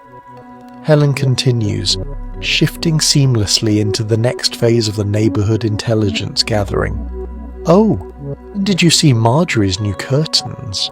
Her smile twitches, too fussy. "And Barbara's garden?" A tiny pause, overwatered, and Linda's husband came home late again. A longer pause. We all know why. You murmur polite responses as the breeze rustles your skirt. Neighbourhood gossip flows as naturally here as tap water, sometimes refreshing, often lukewarm, frequently contaminated. Housewives aren't given careers, autonomy, or social platforms. What they're given is proximity. And with proximity comes scrutiny, commentary, and the kind of subtle espionage that would make a Cold War operative proud. Helen's voice dips into a whisper. Between us, she begins, which is the universal cue for this is absolutely not between us. The Petersons are repainting their shutters. You feign interest. Shutters in suburbia carry immense symbolic weight. The colour, sheen, alignment, each communicates something about your character, your financial stability, even your emotional maturity. What colour, you ask, because you must. Colonial blue, she replies, the words heavy with judgment. You gasp softly. Colonial blue. Daring, bold, borderline scandalous. The Petersons clearly want attention, or maybe they're sending a message. Yes, we have disposable income, and no, we're not afraid to weaponize it. Helen glances down at your mail again, her eyes scanning the edges of your envelopes as if they hold the secrets of your soul. Oh, she says lightly, I see you still get the standard grocery store coupons. Translation, you're not buying premium brands. You tighten your grip on the envelope. Yes, you reply sweetly. We find them very useful. Translation, we see through your coded insults, Helen. But underneath the competitive grooming and consumer-based jabs, there's something strangely communal. Gossip is how suburban women trade information, vent frustrations, and build fragile alliances in a world where they're expected to smile through everything and complain about nothing. It's less malicious than it is survival, a pressure valve disguised as conversation. Helen softens slightly. By the way, she says more quietly, if you ever need to borrow a cup of sugar, just knock.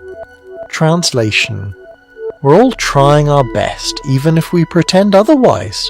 You offer a small smile, same to you. A moment passes. The wind shifts. A dog barks in the distance. Helen straightens her skirt, waves goodbye, and glides back toward her perfectly maintained home. You walk inside with your mail, feeling a strange mix of relief and exhaustion. Suburban gossip isn't just chatter, it's currency, armour, and entertainment all rolled into one. And tomorrow, the mailbox will open for business again. Your kids beg for a new cereal shaped like space rockets. They learned about it 12 seconds ago from a commercial. You sigh, knowing resistance is futile. Children in the 1950s aren't just children. They are miniature consumers with rapidly forming brand loyalties. They may not remember to brush their teeth, but they can recite cereal jingles with the accuracy of trained opera singers. The television has convinced them that eating sugar-coated cardboard in the shape of a rocket ship will not only make them smarter, but may also launch them into space before dinner. You watch as your children stare at the TV, eyes wide, mouths slightly open, as though witnessing a message from a higher power. The commercial promises intergalactic energy, school success, physical vigour, the ability to leap tall furniture in a single bound. Your children gasp in awe. You rub your temples. They sprint into the kitchen chanting, "We need it! We need it!" This urgency would suggest the cereal cures medical conditions or prevents natural disasters. In reality, it's 80% sugar, 10% air, and 10% marketing wizardry. But the advertisers know their audience. Children who are convinced every new product is a vital component in the architecture of their happiness. At the grocery store, the cereal aisle becomes a battleground. The box is enormous, nearly the size of your torso, and decorated with a cartoon rocket pilot who looks far too happy to be a drawing. Your child clings to the box like it contains the secret to infinite joy. Other parents pass by, pushing carts filled with their own sugary capitulations. You all exchange tired glances, the universal expression of parents who have surrendered to capitalism.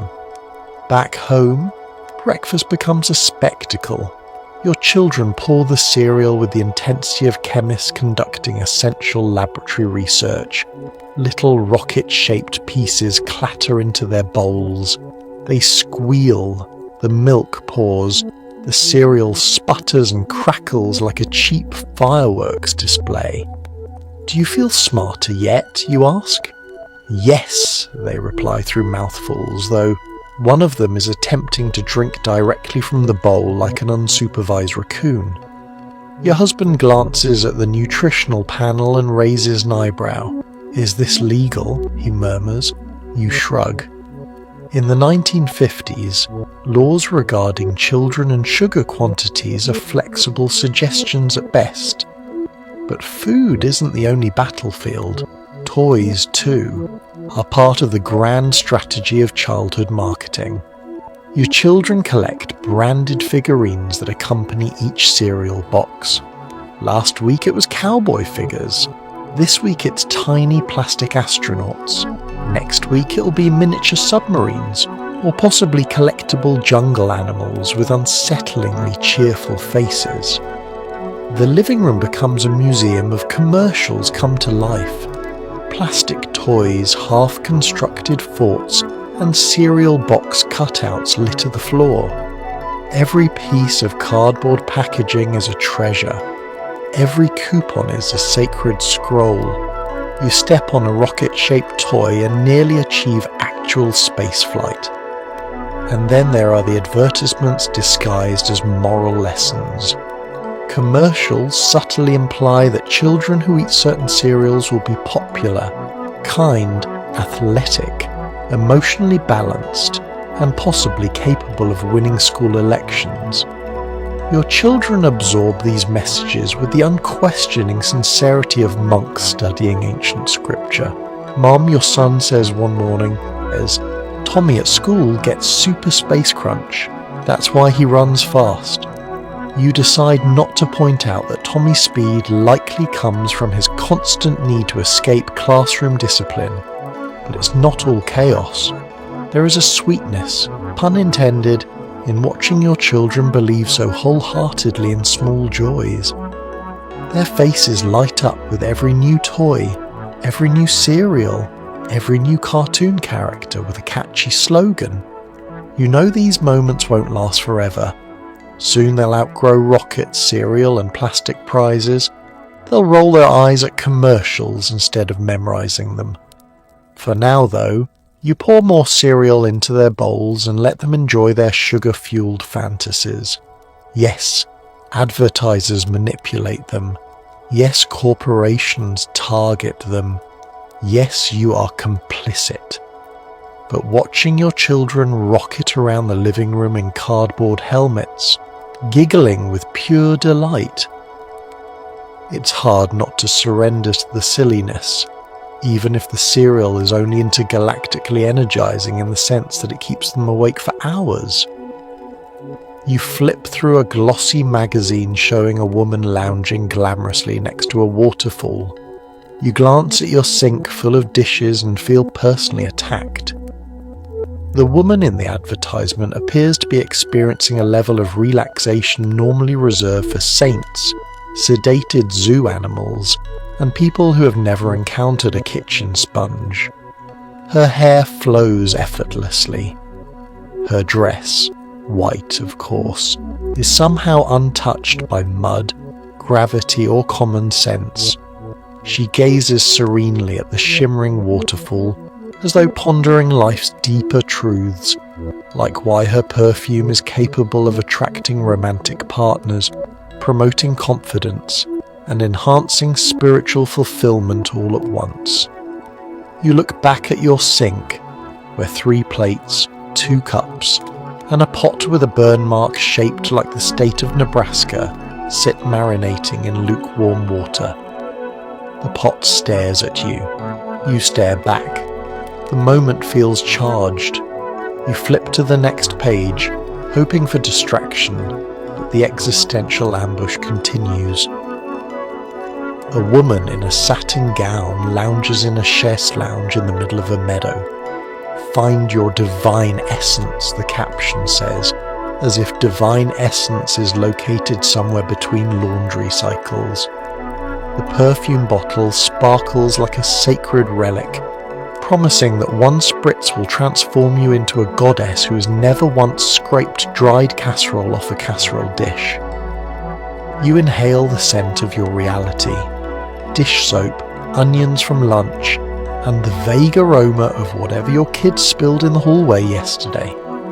Not quite waterfall worthy. The magazine pages flip themselves in a gust of air from the open window, as though eager to escalate the crisis. Now you're confronted with a woman in a dramatic black dress, standing under the Eiffel Tower at night, holding the same perfume. She's tall, mysterious, elegant. You, on the other hand, haven't worn anything non-cotton in several days. Your socks don't match. You briefly consider whether matching socks might make you feel a little more Parisian. Perfume advertisements, you realise, inhabit their own alternate universe. A universe where women have endless free time, perfect hair and no chores, besides gazing thoughtfully into the distance. A universe where they wander through forests wearing gowns, engage in meaningful eye contact with handsome strangers on trains, and lean dramatically against marble columns.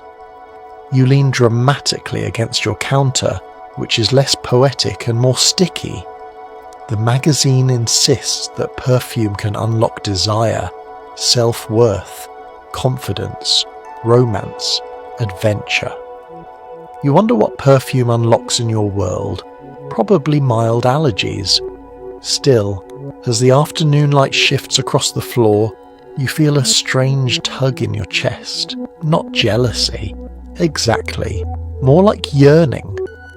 In the chaos of laundry, dishes, floors, and endless to-do lists, you don't often think about softness, about luxury, about the parts of yourself that exist outside the boundaries of homemaking. You once had dreams too. Dreams that didn't involve mops or casseroles or stain removal. You flip another page.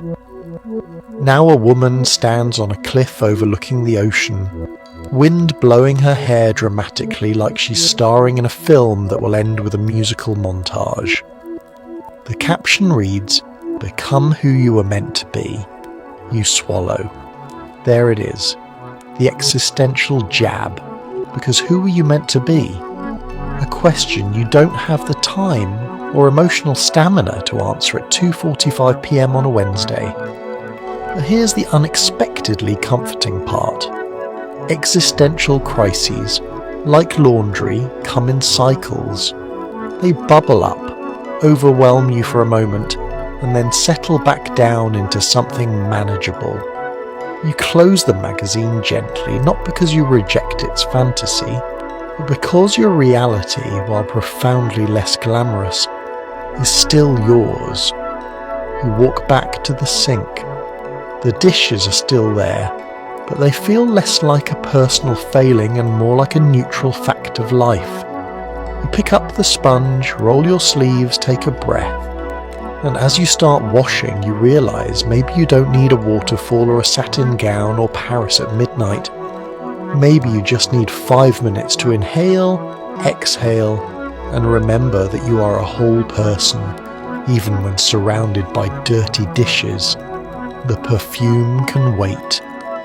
Reality, for better or worse, is happening right now. You answer a call from your mother. She asks gently, "Are you keeping a tidy home?"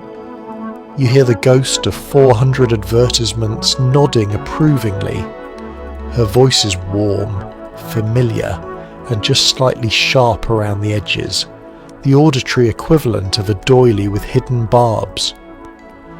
You grip the receiver, that heavy pastel handset permanently attached to the kitchen wall, and brace yourself. Phone calls in the 1950s aren't casual conversations. They are formal events.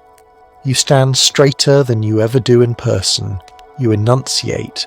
You smile even though she can't see it. That's what telephone etiquette demands. I'm doing my best, you say brightly, even though there's a laundry basket in the hallway shaped like a small mountain range and a suspicious crumb situation developing under the table. Your mother hums, a sound layered with nostalgia, expectation, and mild disapproval. A tidy home, she says, creates a tidy mind. You've heard this phrase so many times it could be embroidered on your subconscious. You picture the women in magazines, immaculate dresses, flawless hair, kitchens that look unused except for strategically placed fruit bowls. You imagine them nodding from the glossy pages, proud that your mother is enforcing the propaganda. She asks about the children next. Are they behaving? You glance toward the living room where someone is building a fort out of sofa cushions and possibly using the cat as a structural support beam. You decide not to mention this. Yes, you lie gently. They're angels. And dinner? She presses. You're cooking proper meals, I hope. You glance at the meatloaf mixture waiting in a bowl, a questionable concoction that may or may not hold its form once cooked. Of course, you say, I'm very domestic. Your mother sighs approvingly. She sighs so gently, so subtly, that you instantly regress 12 emotional years. Good girl, she murmurs, and suddenly you're no longer an adult woman with a mortgage and a vacuum that resents you. You're a child being praised for properly folding a towel. The conversation shifts into familiar territory, family gossip. Your cousin is expecting again. Your aunt could use more discipline, and the neighbour 3 houses down lets her children run wild. You nod along, privately grateful no one is currently observing your own children, who are reenacting a battle scene in the distance. Then she drops the real question, her voice softening, lowering into the ancient maternal tone designed to pierce your soul. And how are you, dear? You freeze. How are you? You try to sift through layers of housework, emotional exhaustion, social expectations, and the subtle pressure of living in a decade that expects women to be serene appliances with lipstick. You almost say something honest, something about feeling overwhelmed, stretched thin, unsure whether you're keeping up with the myth of the perfect housewife. But before you can speak, your mother adds, I hope you're taking pride in your home. Ah, there it is. The judgment disguised as encouragement. You feel the weight of it.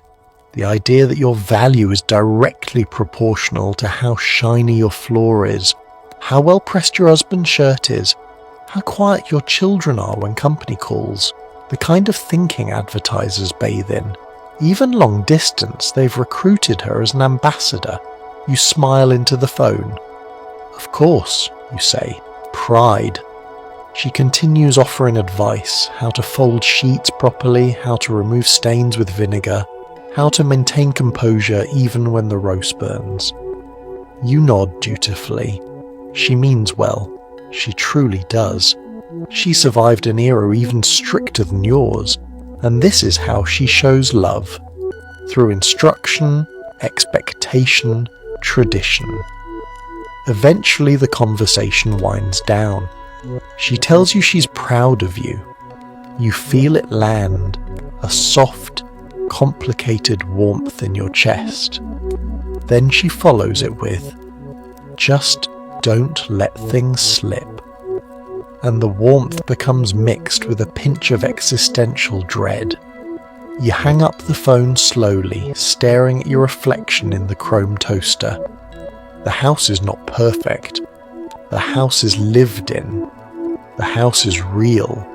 Your mother's standards, and the advertisements whispering through her are loud.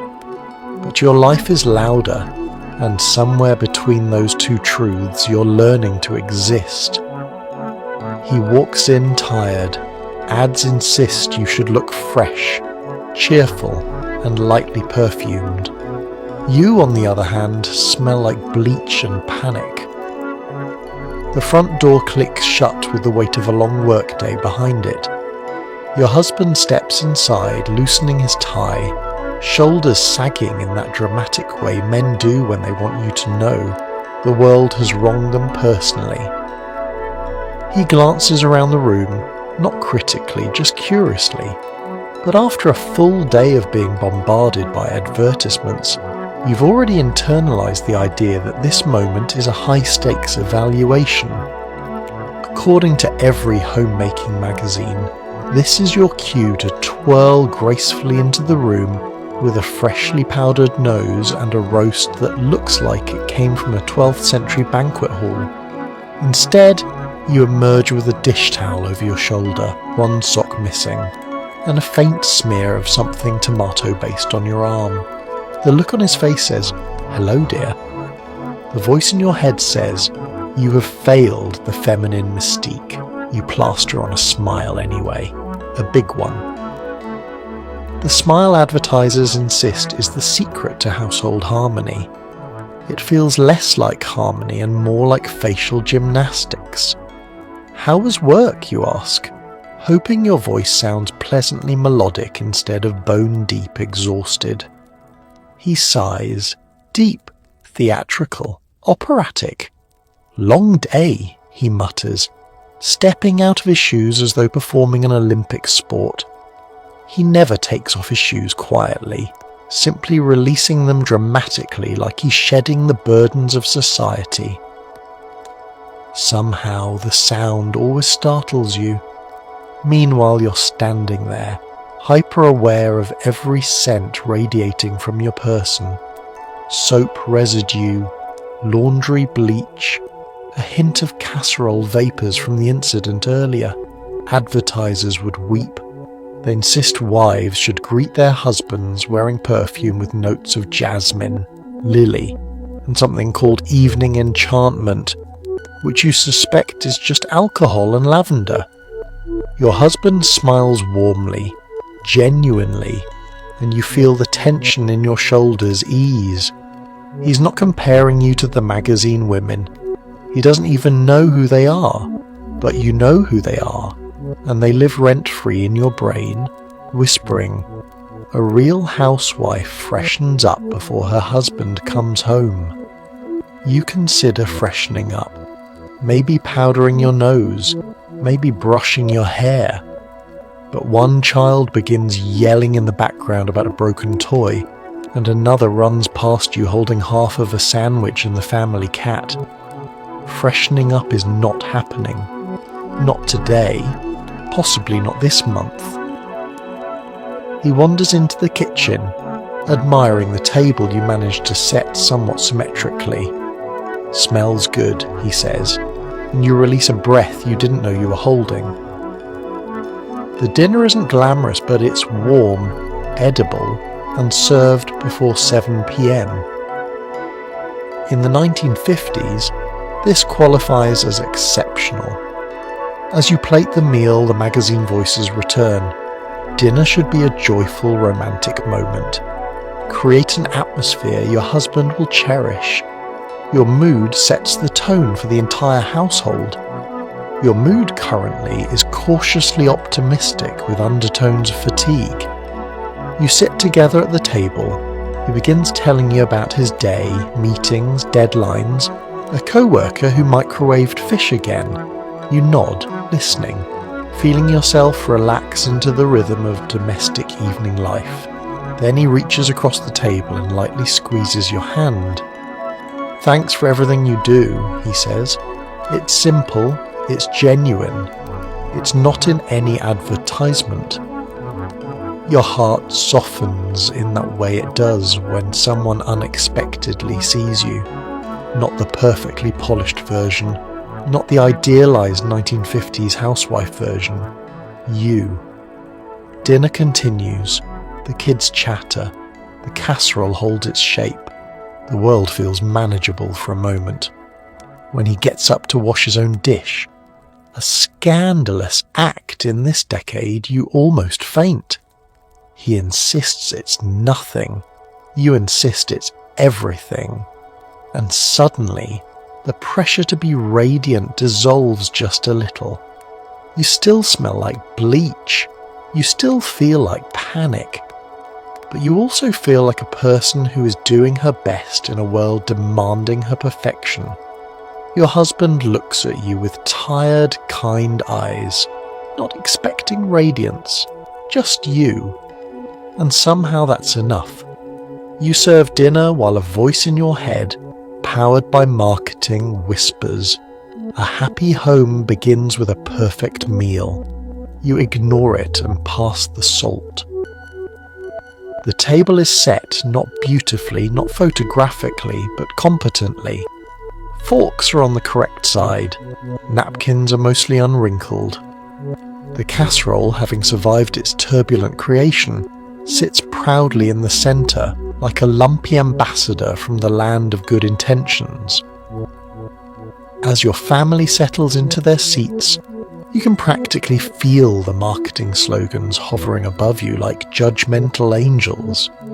According to ads, dinner in the 1950s should be a symphony of smiles. The wife, radiant. The husband, appreciative. The children, polite and well-groomed, perhaps discussing their day with precocious charm. In reality, your kitchen sounds like a negotiation chamber where culinary diplomacy goes to die. Your youngest pokes the casserole with a suspicious squint. Is this the same thing as last night? No, you say firmly, though technically it is last night's casserole wearing a new topping and a brave face. Your husband, trying to be supportive, takes a bite and nods. It's good, he says, in the tone of a man who has survived many experimental dinners and learned that praise is the cornerstone of a peaceful marriage. You reward him with a grateful smile and a slightly larger portion. As you sit down, the advertising voice strikes again. A perfect meal makes a perfect family. Serve meals with charm, grace, and a light heart. Your dinner is a reflection of your love. You stare at your casserole. If it is a reflection of your love, then your love has collapsed slightly in the middle and possibly contains too much paprika. Still, dinner proceeds. The air smells warm and savoury, a reminder that nourishment comes in many forms, even imperfect, lopsided forms. You sip your water and glance at your family, noticing the tiny tableau of chaos unfolding. One child is dropping peas onto the floor with scientific precision. Another is using their fork like a catapult. Your husband is recounting a work story involving a malfunctioning typewriter, growing more animated with each sentence. Is this what the magazines promised? No. Is it real? Yes. Is it wrong? Absolutely not. It's only when you reach for the rolls that you notice the state of your hands, flour dusted into your knuckles, a tiny burn from the oven rack, nails trimmed short from practicality rather than glamour. You hide them under the table for a moment, then realise no one here cares. The perfection sold by magazines is a fantasy built for people who don't actually live inside a home. And then comes the chaos crescendo. A spoon falls, a cup tips, a child laughs so hard milk sprays from their nose. Your husband lunges for a napkin like a man diving on a grenade. You hold your breath, waiting for irritation, disappointment, the internal voice of failed domestic goddesshood. But instead, you laugh. You laugh because it's absurd. You laugh because this is the real soundtrack of family life. Messy, unglamorous, unpredictable, and far more honest than any ad campaign claiming dinner is a serene daily ritual.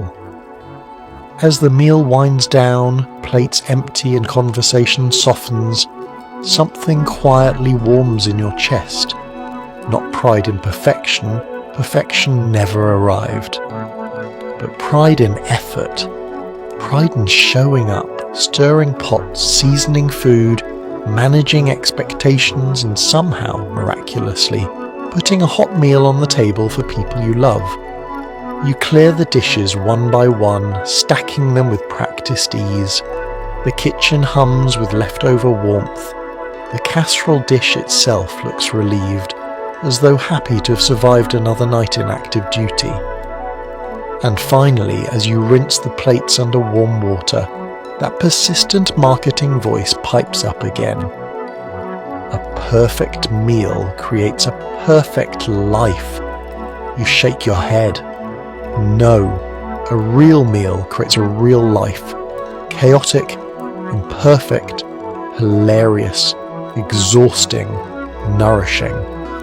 You turn off the faucet, hands warm and tired, and smile to yourself. Dinner was not perfect. It was better. It was yours. Family time begins. Ads interrupt every 4 minutes to remind you of all the things you're supposedly doing wrong. You pretend you don't take it personally. The living room lights dim as everyone settles into their evening positions. Your husband in his favourite armchair, newspaper folded neatly beside him. The kids sprawled on the rug like overcooked noodles. And you, perched on the sofa with a cushion that has lost all structural ambition. The television hums to life, its glow soft and familiar, casting grayscale shadows across the room. The programme finally starts, a wholesome sitcom about an idealised family that seems to live in a world free of dust, debt, or emotional complexity. They laugh easily, resolve all conflicts within 20 minutes, and maintain impossibly crisp clothing without ever being shown near a washing machine. You watch with a mixture of admiration and disbelief. Just as you begin to relax into the illusion, cut to commercial. A jingle erupts from the TV with the subtlety of a marching band. Brighto, brighto, makes your laundry righto. Sings a high-pitched chorus you assume is composed of children who are bribed with lollipops.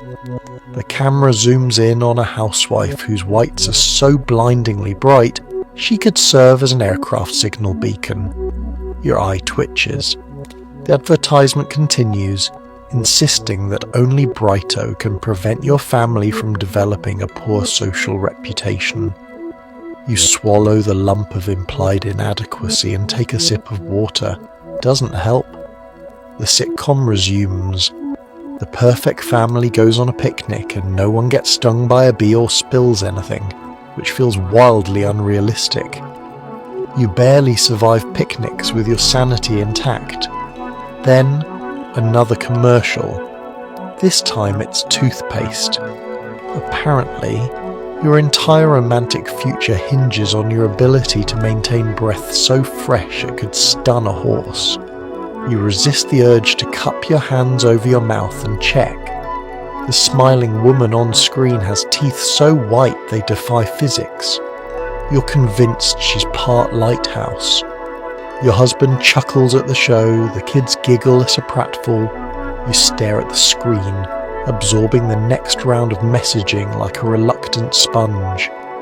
Perfume ads, bread ads, beauty cream ads, mascara ads promising lashes so long they might sweep your floors for you. Each one presents a tiny, shimmering world where everyone is happier, smoother, shinier than you. Commercials follow you like a swarm of cheerful bees buzzing around your insecurities. Are your dishes really clean? Is your hair full-bodied enough? Do your children love you as much as they love this cereal brand? Is your husband really satisfied with your pot roast? By the fourth commercial break, you're beginning to feel like the TV is gaslighting you. Your children, blissfully unaware of the psychological warfare on display, sing along to a candy jingle that will live in your brain for the next 3 decades. Your husband gets up to stretch and announces he might buy one of those new shaving creams, which is proof the ads do unfortunately work. At last, the final programme of the evening airs, a variety show with mediocre tap dancing and an enthusiastic announcer. You lean back, grateful for a moment of uninterrupted entertainment. Commercial. Of course. This one advertises a vacuum that looks like it was designed by a mad scientist with a chrome fetish. It promises effortless cleaning with futuristic power. You snort loudly enough that your husband side-eyes you. If vacuums were truly effortless, your chiropractor wouldn't know you by name. Still, something soft settles into the room as the night goes on. The jingles fade into background noise, just another layer of the suburban soundscape, like crickets, or passing cars, or the gentle bickering of children trying to steal the good blanket. You let yourself drift. The glow of the television, the warmth of your family, the quiet rituals of evening, they lull you into a sense of peace despite the relentless marketing blitz. By the time the sign-off message appears and the national anthem begins to play, you've almost forgotten that the TV spent the last 2 hours subtly attacking your housekeeping skills, your breath, your wardrobe, your cooking, your fabric softener, your personal worth, and your general existence. You turn off the TV with a soft click. Peace returns. The jingles fade. You survived the nightly invasion, and tomorrow you will do it again. You're exhausted, but the cold cream jar insists you perform a 14-step skincare routine to maintain your youthful glow. You comply out of habit, not hope. The bathroom light flickers with the weary resignation of a bulb that has witnessed too much. You stare at yourself in the mirror. Your reflection a soft, blurry silhouette of a woman who has lived through laundry, vacuuming, dinner, and several children's questionable decisions today. Your hair is skewed in a direction gravity cannot explain. A faint smear of something, tomato sauce, crayon, life, decorates your shoulder.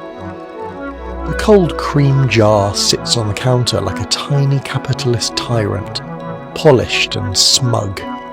You twist open the lid. The scent drifts upward, floral, powdery and vaguely medicinal, like rose petals stored in a doctor's office. The advertisements in every magazine insist that cold cream is a miracle of modern science.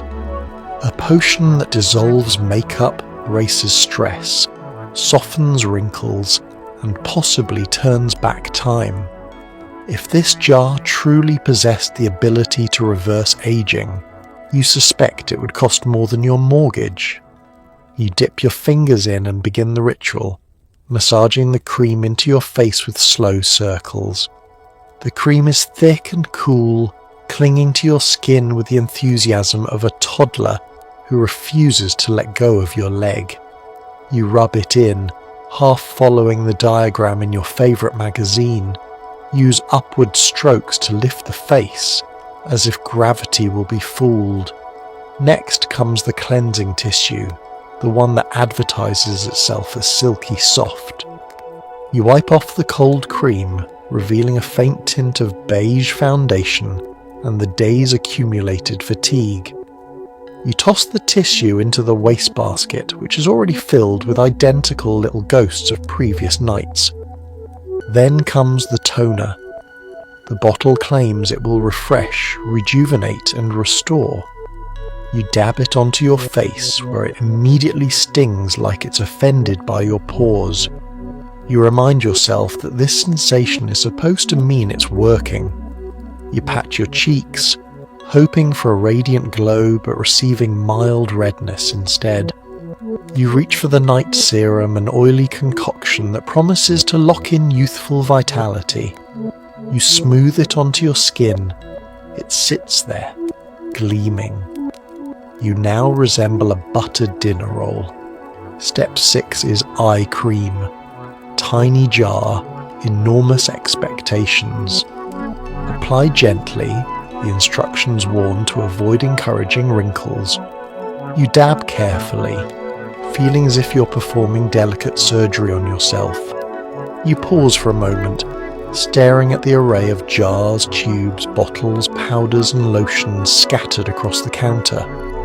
It looks less like a beauty routine and more like the supply list for a small alchemy lab. You wonder how many hours of your life have been spent obeying the unspoken law of 1950s womanhood: moisturize or perish. The magazines insist that this nightly ritual is an act of self-care, but it feels less like pampering and more like trying to meet the minimum beauty requirements outlined by capitalism, advertisers, and women in photographs who don't sweat, age, or experience thoughts. Still, you press on. There is the neck cream, the brightening lotion, the overnight softening balm, a final spritz of something that promises to restore harmony to the senses, though your senses feel mostly tired. And then, finally, the last step, setting your hair in curlers. This part always feels like constructing a personal architectural project. You wind the rolls, secure the pins, and look at yourself in the mirror. You now resemble a glamorous hedgehog. Your husband wanders by the bathroom door, pauses, and makes the wise decision not to comment. You lean over the sink, staring at your own shiny, moisturized reflection. You are glowing technically, but it's not the youthful radiance the ads promise. It's the glow of a woman covered in 11 layers of creams and surviving purely on determination. You turn off the light, slip into bed, and nestle into the quiet dark. Your skin feels slightly sticky. Your hair smells faintly of setting spray. You wonder if any of this will actually make a difference in the morning. Probably not. But it's a ritual, your ritual. A small slice of routine in a world that constantly tells you what you should be. And sometimes doing the ritual is the only way to feel like you still belong to yourself. Everyone's asleep. You sneak into the kitchen for a slice of cake and momentarily feel like a rebellious icon. Advertisers would call this emotional eating. You call it 5 minutes of joy. The house is finally quiet. Quiet in the way only a late 1950s suburban home can be, with a refrigerator humming softly like a sleepy dragon, and the floor creaking under your feet like it's whispering. Are you sure about this? But yes, you are sure. You have spent an entire day fulfilling expectations, scrubbing, smiling, seasoning, smoothing, soothing, and now, at last, you answer to no one. Not the vacuum, not the dinner dishes, not the aggressively upbeat radio jingles that seem to judge you for not having whiter whites. Just you and the cake. You open the fridge door slowly, dramatically, as if revealing forbidden treasure. The cool light spills across the kitchen like a spotlight in a noir film. There it is, the leftover cake, half-eaten, slightly lopsided, iced with your own sanity. It looks better now than it did at dinner, probably because now it represents autonomy instead of calories. You cut a slice with the stealth of a jewel thief. The knife glides through the cake, the frosting sticking to the blade like a co-conspirator. You lift the slice onto a plate, or, because no one is watching, directly into your hand. A fork is optional. Manners are optional. Everything is optional. The first bite is divine, sweet, soft, comforting. A flavour the homemaking magazines would absolutely ruin by suggesting you lighten it with gelatin, or modernise it with canned fruit. But this cake is perfect precisely because it is not trying to impress anyone. It is simply being cake. something you aspire to honestly. You sit at the kitchen table, the dim glow of a street lamp filtering through the window, casting quiet shadows on the linoleum. It feels like your own private cafe, minus the tips, the noise, and the pressure to look presentable. You take another bite, and for a moment the entire world softens. This is your rebellion, your resistance, your act of delicious defiance. Of course, if advertisers knew what you were doing, they'd find a way to monetize it immediately.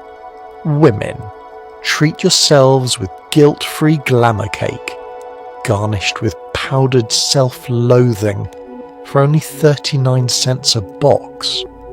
The print ad would feature a woman in pearls laughing daintily while eating cake the size of a thimble. But this isn't dainty, this is real. A full slice, maybe two. You're not here to follow a portion chart drafted by someone who's never cooked a meal or had a day. As you chew thoughtfully, you look around your kitchen. The empty sink now seems less accusatory.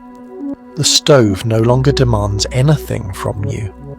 The table is scattered with crumbs from earlier, but instead of signalling failure, they simply say, "Life happened here."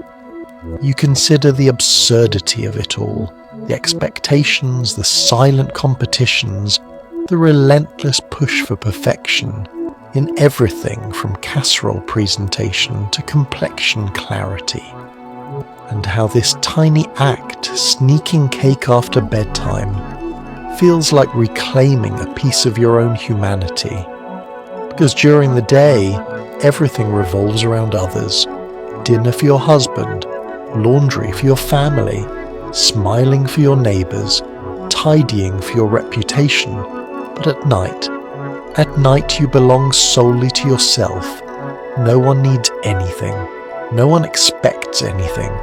No one is monitoring your smile or your waistline or the correct angle of your vacuum strokes.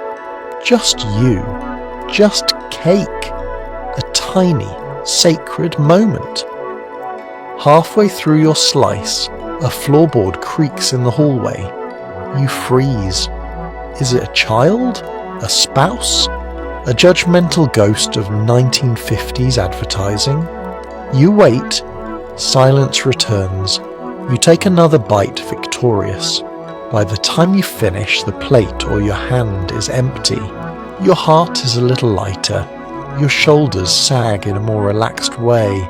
You stand, wash the evidence quietly, and return the cake to its hiding place. Your secret is safe. As you tiptoe back to bed, you feel strangely empowered.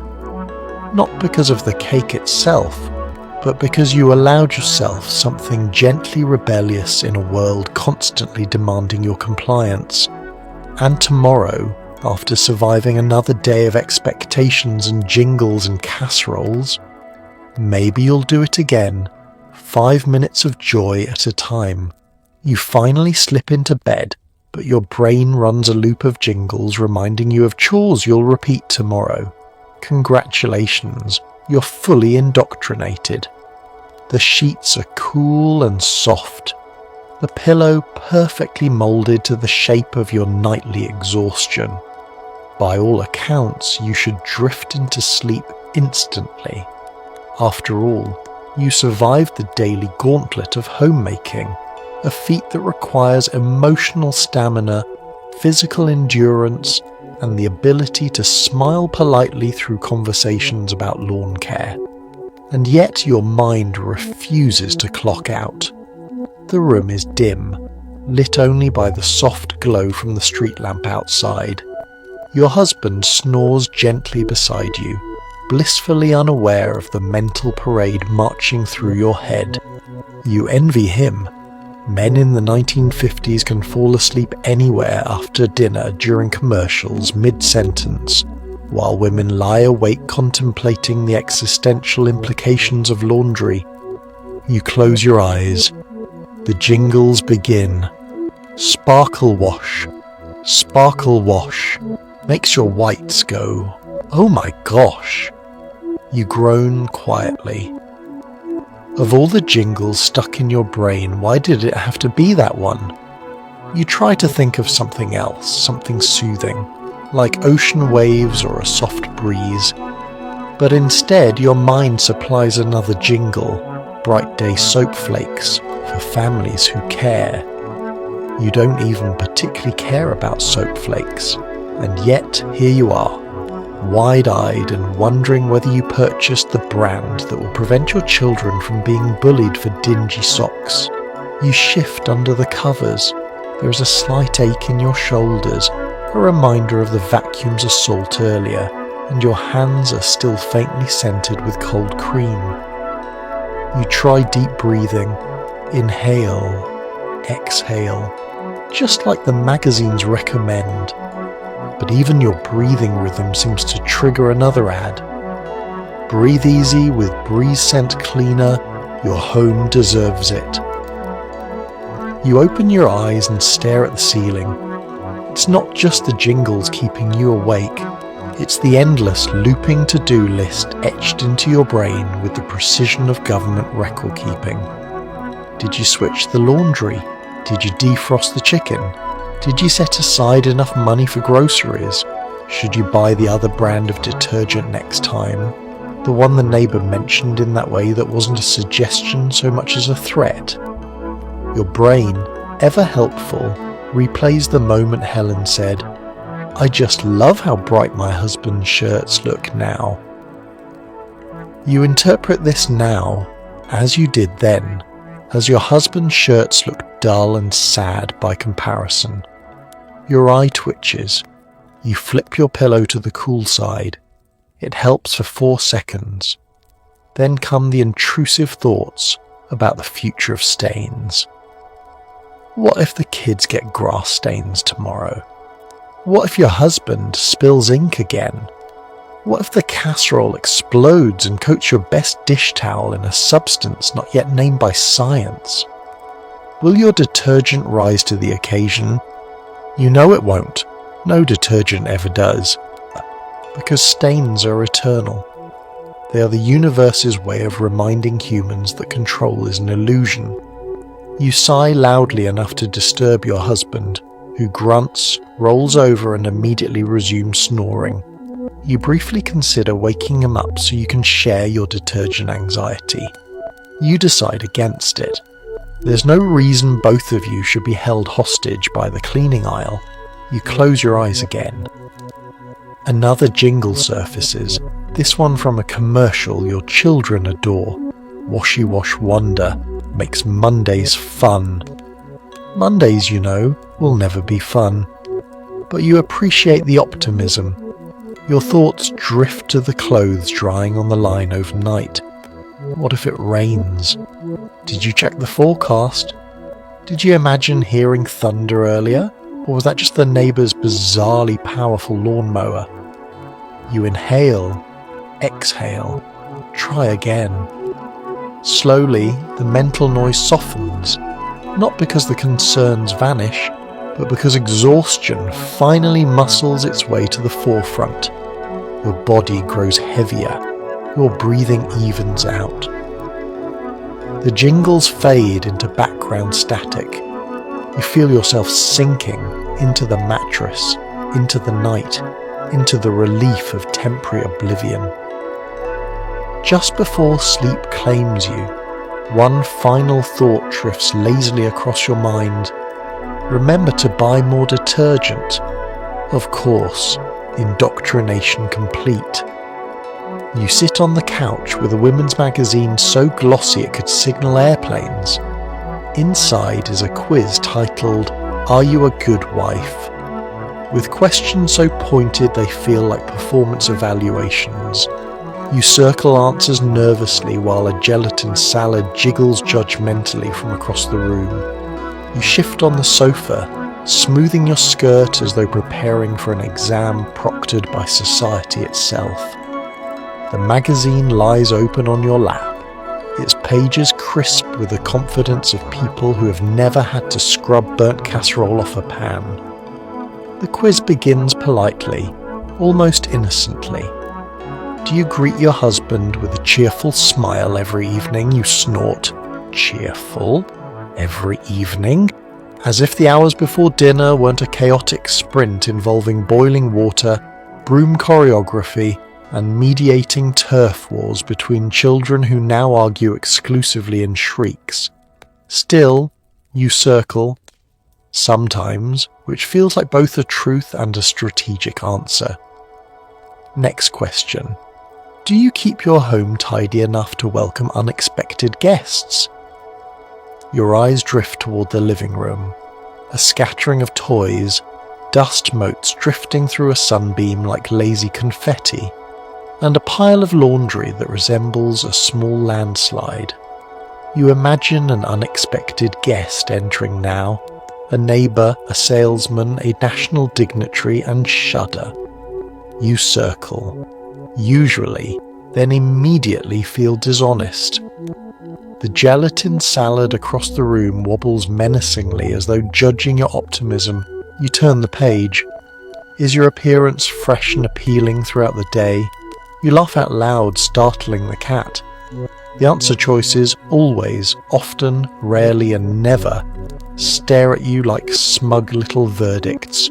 You settle on rarely because never, but I'm trying isn't an option. The magazine refuses to acknowledge the existence of sweat, exhaustion, or existential dread. According to these pages, women glow. You glance in the mirror, you, at best, glisten. The next question is even worse. Do you cook balanced meals that delight your family? You immediately circle. Yes, then feel the ghost of this week's casseroles rise from the grave to protest. Balanced, sure. If balanced means containing at least 2 food groups and not collapsing entirely in the centre, your pencil hovers above the next question. Do you speak kindly and avoid unnecessary complaints? You pause. Complaints? Unnecessary? You think about the vacuum, the wringer, the endless mountain of laundry, the pressure cooker with a personal vendetta, and the advertisements telling you daily that your entire value rests on the brightness of your flaws. You circle often, which seems like the safest compromise. You flip the page, dreading the final score section. Each answer is assigned points, more for perfection, fewer for humanity.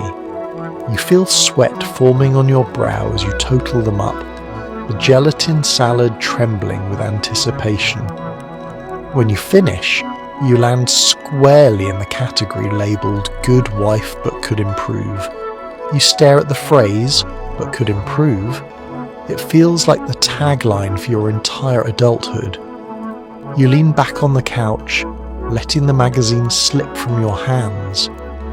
Whoever wrote this quiz clearly imagined a woman with infinite energy, infinite patience, and possibly robotic limbs programmed for domestic excellence. A woman who wakes up radiant, cleanses with joy, cooks with passion, and never, ever loses her composure. You look around your house, lived in, imperfect, full of crumbs and love, and realize that the quiz measures you against a fictional being, a marketing chimera, an impossible standard constructed to sell beauty products, appliances, and self-doubt. You exhale slowly. Maybe being a good wife but could improve isn't a condemnation. Maybe it's the human condition. Everyone could improve. Everyone is overwhelmed sometimes. Everyone occasionally serves a lopsided casserole or forgets to dust the mantle. You retrieve the magazine, tear out the quiz page with quiet ceremony, and crumble it into a ball. The gelatin salad jiggles in approval, or perhaps in solidarity. Stretching out on the couch, you let your eyes flutter closed. You survived the quiz. You survived the judgment. And tomorrow, when another magazine arrives with another impossible standard, you'll meet it with the same resilience. After all, your worth isn't measured by points on a glossy page. especially not one printed next to an ad for wrinkle cream.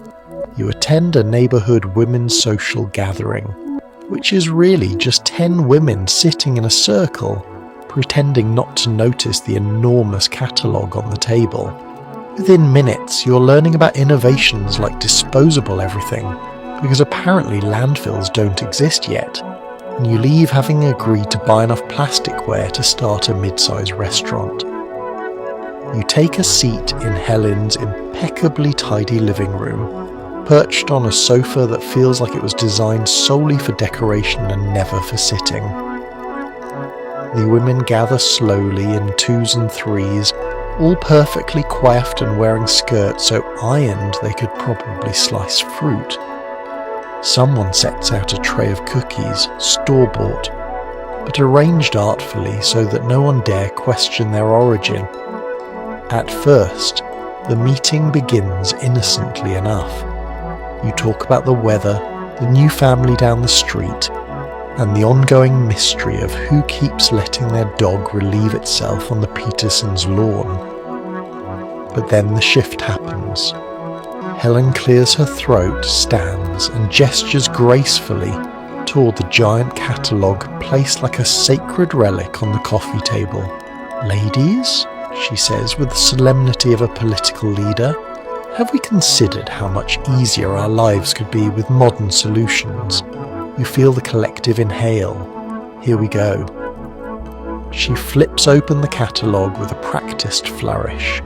The pages shine with photographs of plastics in every shape, function, and unnecessary colour. Bowls, lids, trays, pitchers, containers for things you didn't know could be contained, a set of matching salt and pepper shakers shaped like atomic age rockets, a stackable salad storage tower, a plastic cake carrier big enough to double as a helmet. "Isn't this one divine?" Helen coos, pointing at a plastic deviled egg tray that looks like it was engineered by an over-enthusiastic architect. Murmurs of approval ripple around the circle. You nod along, unsure whether you actually agree or if you've simply been hypnotised by the glossy images. After all, every woman here is oohing and aahing as though they've been shown the crown jewels instead of coloured plastic. Then the sales pitch begins in earnest. "Ladies," Helen says, clasping her hands theatrically, "imagine never having to wrap leftovers in wax paper again. Imagine storage that stacks. Imagine freshness that lasts for days. You imagine it because everyone else is. You're part of a collective hallucination, a shared dream built on the promise of airtight lids and efficient pantries." One by one, the women start sharing stories about the horrors of pre-plastic life. Spilled casseroles, mystery odours, lids that don't stay on, children who knock over every bowl they encounter.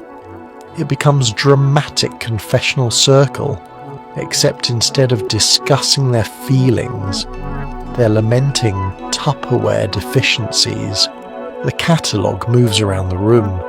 You flip through page after page of cheerful women holding plasticware like it's a newborn child. Each item has a glowing description, written by someone who clearly believes the future of civilization hinges on containment systems. You don't want plasticware. You don't need plasticware, and yet the pressure intensifies. Helen leans toward you with a smile so warm it could melt butter. "Oh, this set would be perfect for your kitchen," she says, "so practical." The other women nod in agreement, like a jury deciding your fate. You feel sweat forming at the base of your neck. You look at the catalogue again. The 24-piece storage set stares back at you, whispering promises of organisation, clarity, and domestic superiority. Before you fully understand what's happening, your pencil is in your hand, and you're writing your name under the column labelled Order Quantity. You blink. You have signed up for 2 sets. By the end of the evening, everyone has purchased something. Some women bought modestly, others bought aggressively. One woman, Barbara, purchased enough plastic pitchers to serve iced tea to the entire state of Ohio. As you walk home, clutching your order slip, the absurdity settles in. You've been swept into a consumerist whirlwind disguised as sisterhood. A sales meeting masquerading as a social gathering, a ritual of suburban bonding powered by capitalism and pastel-coloured bowls. But you also feel, strangely, a sense of belonging. Maybe you didn't need the plasticware, but you needed the circle, and in the 1950s sometimes those two things were the same. You stand over a pressure cooker that hisses like it's issuing a threat. The ad promised it would save you hours of work. Instead, you're convinced it might explode and launch dinner into the stratosphere. You stir nervously and wonder why cooking in the 1950s feels like defusing a bomb. The pot rattles on the stovetop like a furious metal creature, steam venting in angry bursts that remind you of a dragon with respiratory issues.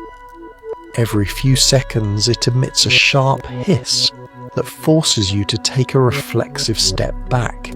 You try to appear calm in case the pressure cooker can sense fear, but deep down your soul is screaming.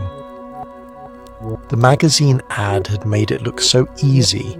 A woman smiling serenely beside her pressure cooker, wearing pearls and holding a wooden spoon, as though she were conducting a symphony instead of containing potential culinary catastrophe. The caption read, "Dinner made effortless." You now suspect the woman in the photo was a paid model with no concern for her own safety. You tug your apron tighter and wipe your palms against it. The pressure cooker hisses again, louder this time, as if demanding tribute. You grip the spoon like a weapon, not because you think it will help, but because it makes you feel marginally less helpless. Your husband suggested buying the pressure cooker because modern appliances make cooking simple. This statement haunts you as you stand before a device that could, at any moment, propel itself through the ceiling. Simple is not the word you would use. Terrifyingly unpredictable. Yes. Possibly haunted. Also, yes. You consult the instruction manual again, a flimsy sheet of paper with diagrams that look like they were drawn by someone who had never seen a pot before. It warns you not to fill the cooker past a certain line, not to stand too close, not to remove the lid until the steam has fully escaped, and generally not to make the machine angry. You check the lid. Still locked, still trembling slightly. A bead of sweat rolls down your temple. The existential dread creeps in slowly, riding the steam. Why does cooking feel like a high-stakes engineering project? Why are domestic appliances in the 1950s so temperamental? Why do ads portray them as tools of liberation when they clearly exist to test your fight-or-flight response? Why is dinner, once a simple act of survival, now intertwined with expectations of efficiency, modernity, and the ability to operate machinery that belongs in a laboratory? The pressure cooker releases another violent puff. You flinch so hard you nearly drop the spoon. Even the children seem unusually quiet, observing the kitchen from a safe distance. They treat the pressure cooker the same way they treat thunderstorms, with reverent fear. You think about your day, vacuuming, laundry, errands, cooking, and suddenly the metaphor becomes obvious. You too are a pressure cooker, containing expectations, responsibilities, social obligations, emotional labour, all sealed tightly inside with very little room to vent. Occasionally a hiss escapes in the form of a sigh, or a muttered curse, or the late-night cake episode you pretend was an accident. You take another step back as the pressure cooker rattles violently. It's reaching critical levels of drama. You wonder if dinner is worth this level of existential risk. Perhaps you should abandon ship and order takeout. Except it's 1956 and takeout consists of exactly two options. Pizza if you live in the right city, or disappointment if you don't. At last, the pressure cooker begins to calm, the steam slowing, the hisses softening into resigned exhales. The lid settles, the rattling stops. You let out a breath you've been holding for 5 solid minutes. You wait. Just like the instructions say, never rush a pressure cooker. Much like life, it punishes impatience. Finally, cautiously, reverently, you approach. You release the valve. Steam pours out dramatically, like the ending of a theatrical performance.